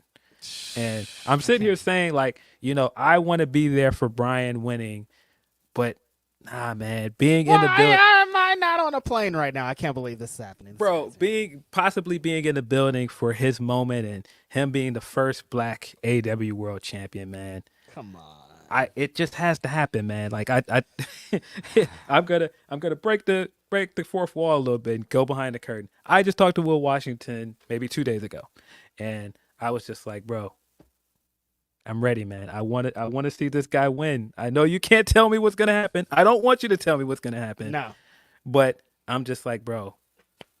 Part of the reason I'm making this trek is because I want to see this guy win, man. And he's just like, he did the I know. And I'm just like, bro, it's just so crazy to think about. I know. It's just so crazy to think that we're here, man. It's like, man, I'm just so excited for him. And, just thinking about him getting this moment, man, it's just, I'm already like getting chills. It just feels very similar to like, it doesn't have the same history behind it as Kofi winning, but just because, like I said, his connection to his connection to this podcast, like you said, his connection to you and you starting the BW 500 and all these things, man. Yeah, man, I'm ready. You talked about the WWE. Strap my guy up, bro. Straight up. You talked about the WWE thing, and I feel the exact the same way. It was like they never he never was 100% who he should have been, and they never saw it.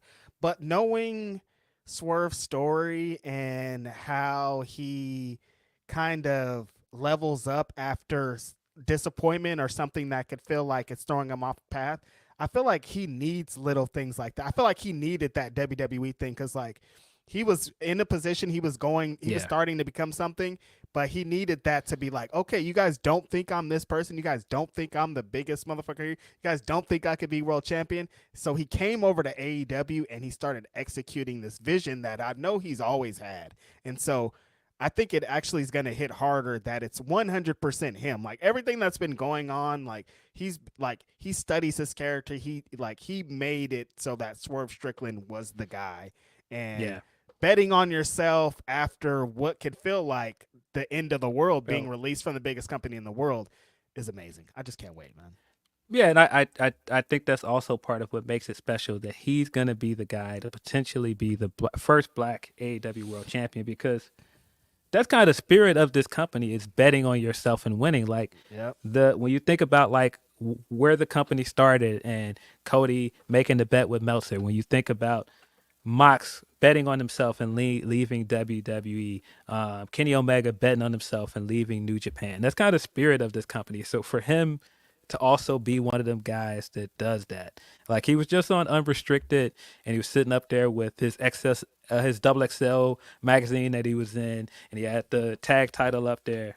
I'm just like, man, he's gonna have that big belt up there soon, bro. So happy for him. I can't, of course, say that it's gonna happen, but bro, we want it to. I've been manifesting this. I want to see this guy win it. I want to see this guy get everything that he deserves. I want to see this guy walk into Wembley as champion. It's time, bro. Put that belt on him, bro. I want to see him walking down Wembley with that championship and that damn Shaka Khan blaring over the speakers, Bro. brother. Let me tell you. Bro, if he returns to the UK Phil. with the In Shaka the Khan UK, joint as could champion, you imagine? Oh, my God. In Bro. the UK, that shit would be insane. bro. Come on. We're here. We did it. Listen, made it. man. I'm sorry if anybody's listening to this that is not as big as Swerve fans as we are, but You're a hater. I've been ready. I've been waiting since he signed over there, man. Yep. Strap my guy up, bro. I remember that weekend. I forgot that Revolution weekend. Will and I were there to perform the album, and Swerve, that was his weekend. They were like, "Oh, he's not. No one's supposed to see him. He's not supposed to be here." We went to his house, and we like. It's just like you guys don't understand, man. Bro. This means so I mean, much. just everything else linked to it, and just how Damn, man. tapped in this guy is, man. I mean, went from WWE doing Rolling Loud, and Hit Row was the top hip hop thing going with WWE, and they weren't there. And he got to this year, and he did Rolling Loud on his own. The fact that he's linked to Rose, and Rose is in the middle of like one of the biggest stories in hip hop right now. He dropped the BBL Joey line on Dynamite, man. We're here. Bro. It's time. Strap my guy up, bro. It's time, bro. Mark it on the record, you guys. Philip Lindsey and Righteous Reg, Swerve Strickland going over in the main event. Yeah. And man, I've really loved what Joe has done with the company. Joe. I've appreciated his time as champion. I think his match with Hook is one of my favorite things that happened good. this year. Best Hook match. I thought that triple threat at Revolution was also incredible, and this is not a knock to him at all as champion, but I just think it's Swerve's time, man. You know, it hits really hard that it's going to be Samoa Joe. Like he when he won that AEW World Championship, I knew it was going to be good, but the way that he became just like an even more badass Samoa Joe is like, he's such a great world champion. And like, if they wanted to get back to him being world champion again, it'd be very viable. Like, he's built himself up, but he's just such a fun and great character, and such a well foe for Swerve. Like, perfect, man. I love it. Samoa Joe has been such a tremendous champion in the short amount of time. Like, if you want to have a short championship reign, this is how you do it. Yeah, I mean, he got the extended run as television champion. Mm-hmm. At one point, he was a dual champion. He's had an incredible run with AEW. And cool, I mean, man. as much as we've put over how much we're fans of Swerve, I think also all of the stuff they've done to promote this main event has been really good. Mm-hmm. I thought the contract signing 2 weeks back was really, really good. Really good way to end that show. Mm-hmm. I thought the stuff this week with Swerve doing the foot dive off the top rope and knocking all the security guys down and landing perfectly, doing the superhero landing. Bro. Heater. All of this stuff is just fire. Just ending with Joe doing that shot of Joe looking up to the camera with Swerve on the ground. Mm-hmm. All of these angles have been so good, and that's what's helped Swerve out even more. That's why I think he's even more over, is because the promos have been better. Like, all the character building has been great, because he's been a great wrestler for fucking 10 years at this point. Like, that's not even a thing. But everything else, the character, the gear, the music, like, that is what really shot him into top star status. He's got the total package at this point. Last time we interviewed, I asked him, is this like the best promo work he's ever done of his career? And of course, being him, he was like, yeah, I guess, but I still got work to do. I'm going to say it for him. I think that this has been some of the best promo work of his career. And of course, I do think he's going to continue to get better, but I just think he's finally got all of the stuff working at a major promotion. Because we've seen him as well. Too. He has some good help on his way up too. You know, good team, really good team. Yeah. So, yeah, I think we at this point, you guys know what our prediction is. You know what time it is. Aew Dynasty in the city of St. Louis tomorrow night. Nobody has done the Hove song over the. Y'all what are missing y'all out, doing? bro. What are y'all doing? Come on. I don't know how we don't have the Dynasty intro over this. I still say that Tony should have shelled out the money for it. We still got time. We still could put in some emails and text messages over there to get It's not too late, man. It's not too late. But at least somebody online, one of you music video makers, do the Dynasty song over Dynasty. Listen, man. Yeah, try not to get yourself copyright strike. You know, Sure. don't get your account taken down for the laughs, man. No.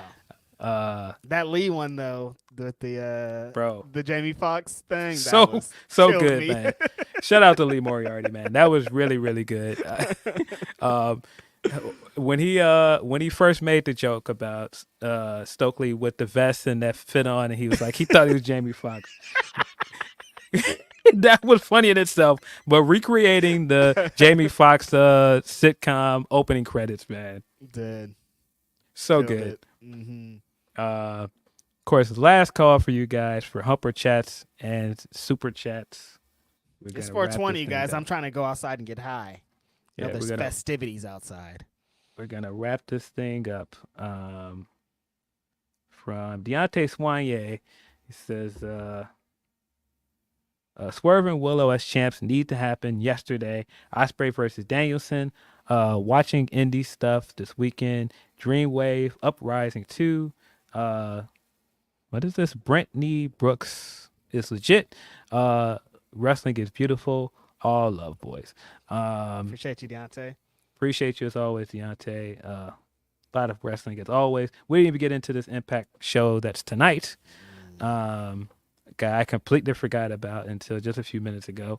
But this is where we're at. There's a lot of wrestling. Got Collision tonight as well.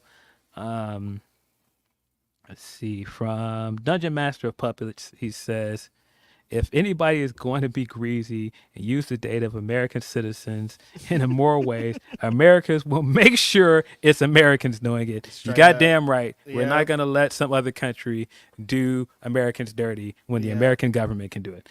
Dungeon Masters of Puppets, of course, talking about TikTok. They're like, if anybody's going to be doing this, we're going to do it. We're not going to have no Chinese attached to us. Yeah, totally. Yeah. It's crazy place we live in. That's their priority. It's like, dude, what? Yeah, no. We right. like data too. Yeah, right. We want your data too. Wait, you mean somebody else is getting all of our data? Absolutely not. We get all the data over here. From the homie Dex Baker, while we're spreading love for women's wrestling, I was in the indie crowd for Dynamite this week. The Ruby Soho announcement. Yeah, that was great. Really happy for Ruby and Angelo. I was wondering why Ruby hadn't been taking bumps. Now it makes a lot of sense. Yeah. Congrats to them again, though. That's awesome. Wrestling baby. Wrestling baby. From Speed Punk, what's your guys' favorite match on tonight's TNA pay-per-view? They said the former GNR guitar player is playing the national anthem. We also got the news that Bun B. the Bun B will be in the building. That sounds dope. Of course, Bun B has a connection to AJ, so not surprised by that. What do you think of this this pairing of AJ and Rich Swann? Rich Swann start going to Black Barber again. He's got the line. Dead. He's got That's the what I like about it. That's my favorite part is that Rich Swann is back at the Black Barber Shop. I think it's amazing though. Like Rich Swann is he's been in an Impact / TNA for so long. It's like you need like a refresher, and I think this is a refresher for him. Yeah, and I like the whole thing that AJ used to recruit him. Like, look, you used to be a world champion. They don't take you seriously around here, and he's right. Yep, exactly. Yeah, Really so good story. I like this storyline a lot. As far as my favorite match on this card, it's probably it might be Mustafa Ali versus Jake something. I think that's gonna. Yeah, that's mine. I'm such a big Jake something fan that I still don't really understand why nobody's doing anything with him. And I think it potentially could be his moment tonight. Yeah, and against I think, Ali, come on. Yeah, I think that's going to be a really good match. I also think the women's match is going to be good as well. Jordan Grace versus Steph DeLander. Excited to see what they do with that.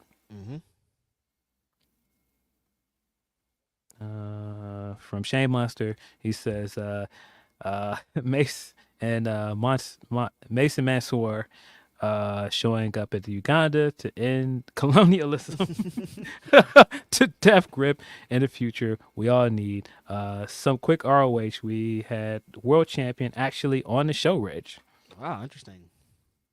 Wow, interesting. But that was dope for the guys at Soft Ground to have Mason Mansour over there. Yeah, super cool. Every time something happens with them, I'm like, this is wild that there are people traveling from Uganda. Bro. We had the wrestler last week. We had these guys. Shima was over there, which wow. It's like good for them. They're really killing it. And shout out to ROH. I'm not on that show anymore. Yeah, but man, I think it's also cool to see Mason Mansour outside, man. They've been out at the indie shows. They just did Effie's Big Gay Brunch a week ago. And then they're in Uganda a week later. That's dope. Yep. From Ricardo, says Reg Phil, happy 420 to you and the chat. Appreciate you. Yeah, we gotta finish the show so I can get high. I haven't got high in 3 hours and 23 minutes. 3 hours. Another one from Dex Baker. He says, can we stand up for the work of Shane Taylor promotion this month? I don't know who got to Tony Khan, but I want everything for these guys, and a lady to the group. There used to be Taylor. one, kind of. Trish, It used but now to she's in be a different Trish. gang. Yeah, she's in a different gang now. Yeah, if I think of a woman they could add to Shane Taylor promotions. No. I don't know. I'd have to think about it. Kind of stumped me. Yeah. Probably not anybody that works there, I think, but I can. Oh, Red Velvet. Red's dad used to be a boxer. She does the punches in her matches. Red Velvet. Yeah, that's the one, I think. Yeah, Red Velvet. And kind of her story. Yeah, Red Velvet. There you go. With the strikes and everything. Yeah. Hamanada needs to be in the Mogul Embassy, so. Yeah. Book it. Yeah. Come on, man. Get Red Velvet a jersey, man. I don't know if you Red guys Velvet. still do the baseball jerseys, Shane, but Give me a might jersey, need too. to get her one. See, from Bagav, happy Grapsody Day. Dynasty card is looking amazing, except Y2 Jackass. You guys are dope. Appreciate y'all. Appreciate you as always, Bagav. Thank you. Got one more from Bagav. So Swerve versus Reg for the title of Media Man. Book it. Yo, him giving you the David Ruffin, ain't nobody here to see you. I don't know why you got to do me like that. Everybody's like, fight back, Reg. I'm like, what do you? I can't. You got me out of here. What you want from me? Bro took your chain and was like, what chain? Exactly. Come on, man. Damn. Let's see. You're lucky about to win the world championship. For Corey David, Obafemi is the future of WWE. Yeah, no doubt. I like Obafemi a lot, man. I agree. That is all of our super chats. I believe we have some Humperchats left. Let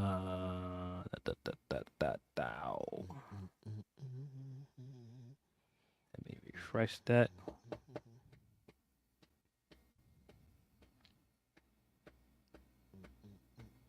Appreciate you guys' patience with me as always. Got two more from I think it's Kurto. I think that's how you pronounce this. Greetings from Sweden. I gave up on many wrestling channels over the last year, but I keep up with Fightful because I have a lot of respect for you all. Give all my regards to Fightful family. Also, F those F-tards trying to bring Nyla Rose down. Absolutely. Straight up. Not trying to hear any hate for Nyla. Kurto also says, I am very excited for the Dynasty show. How the F can't I be excited with Bryan versus Ospreay, FDR versus the Bucks, with Jack returning? By the way, I am of the opinion the footage was a good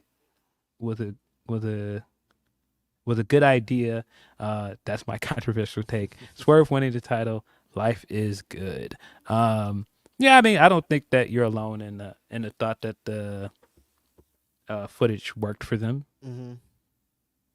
I don't know. I've said my piece on it. I don't need to reiterate it. It's fine. I just, it is a good time for wrestling fans. I think the pay-per-view is going to be good. I'm looking forward to this pay-per-view cycle moving us forward with current stuff that AEW is doing well. I think that's what they should be doing. I think we should be focusing on the free agents you brought in and, giving us good wrestling. I think that Dynasty is about to kick off into a really hot time for the company, Phil. So, like, it's just time to start going. Yeah. That is all our Humper Chats. Appreciate you as always. Appreciate you, Akurto, all the way from Sweden. That's crazy. Appreciate you, bro. Yeah, I think that is all of our Humper Chats. Appreciate you guys as always. I am with you guys. Mucus freeze this week. Thank God. I looked back last week and I was doing our our timestamps and everything, and I was just like, man, you could pinpoint the moment in the show when I was really, really struggling. We could see that I ran out of tissue.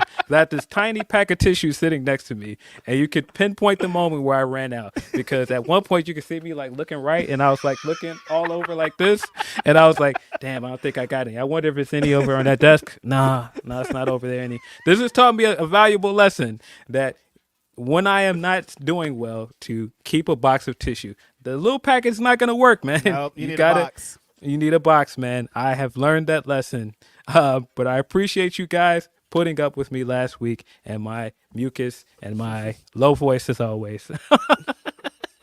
But you know what it is. This has been Grapsody. Hope you guys enjoyed. Dynasty tomorrow night. You can catch your boy. You can catch your boy tonight on the Collision Post Show with Iridian.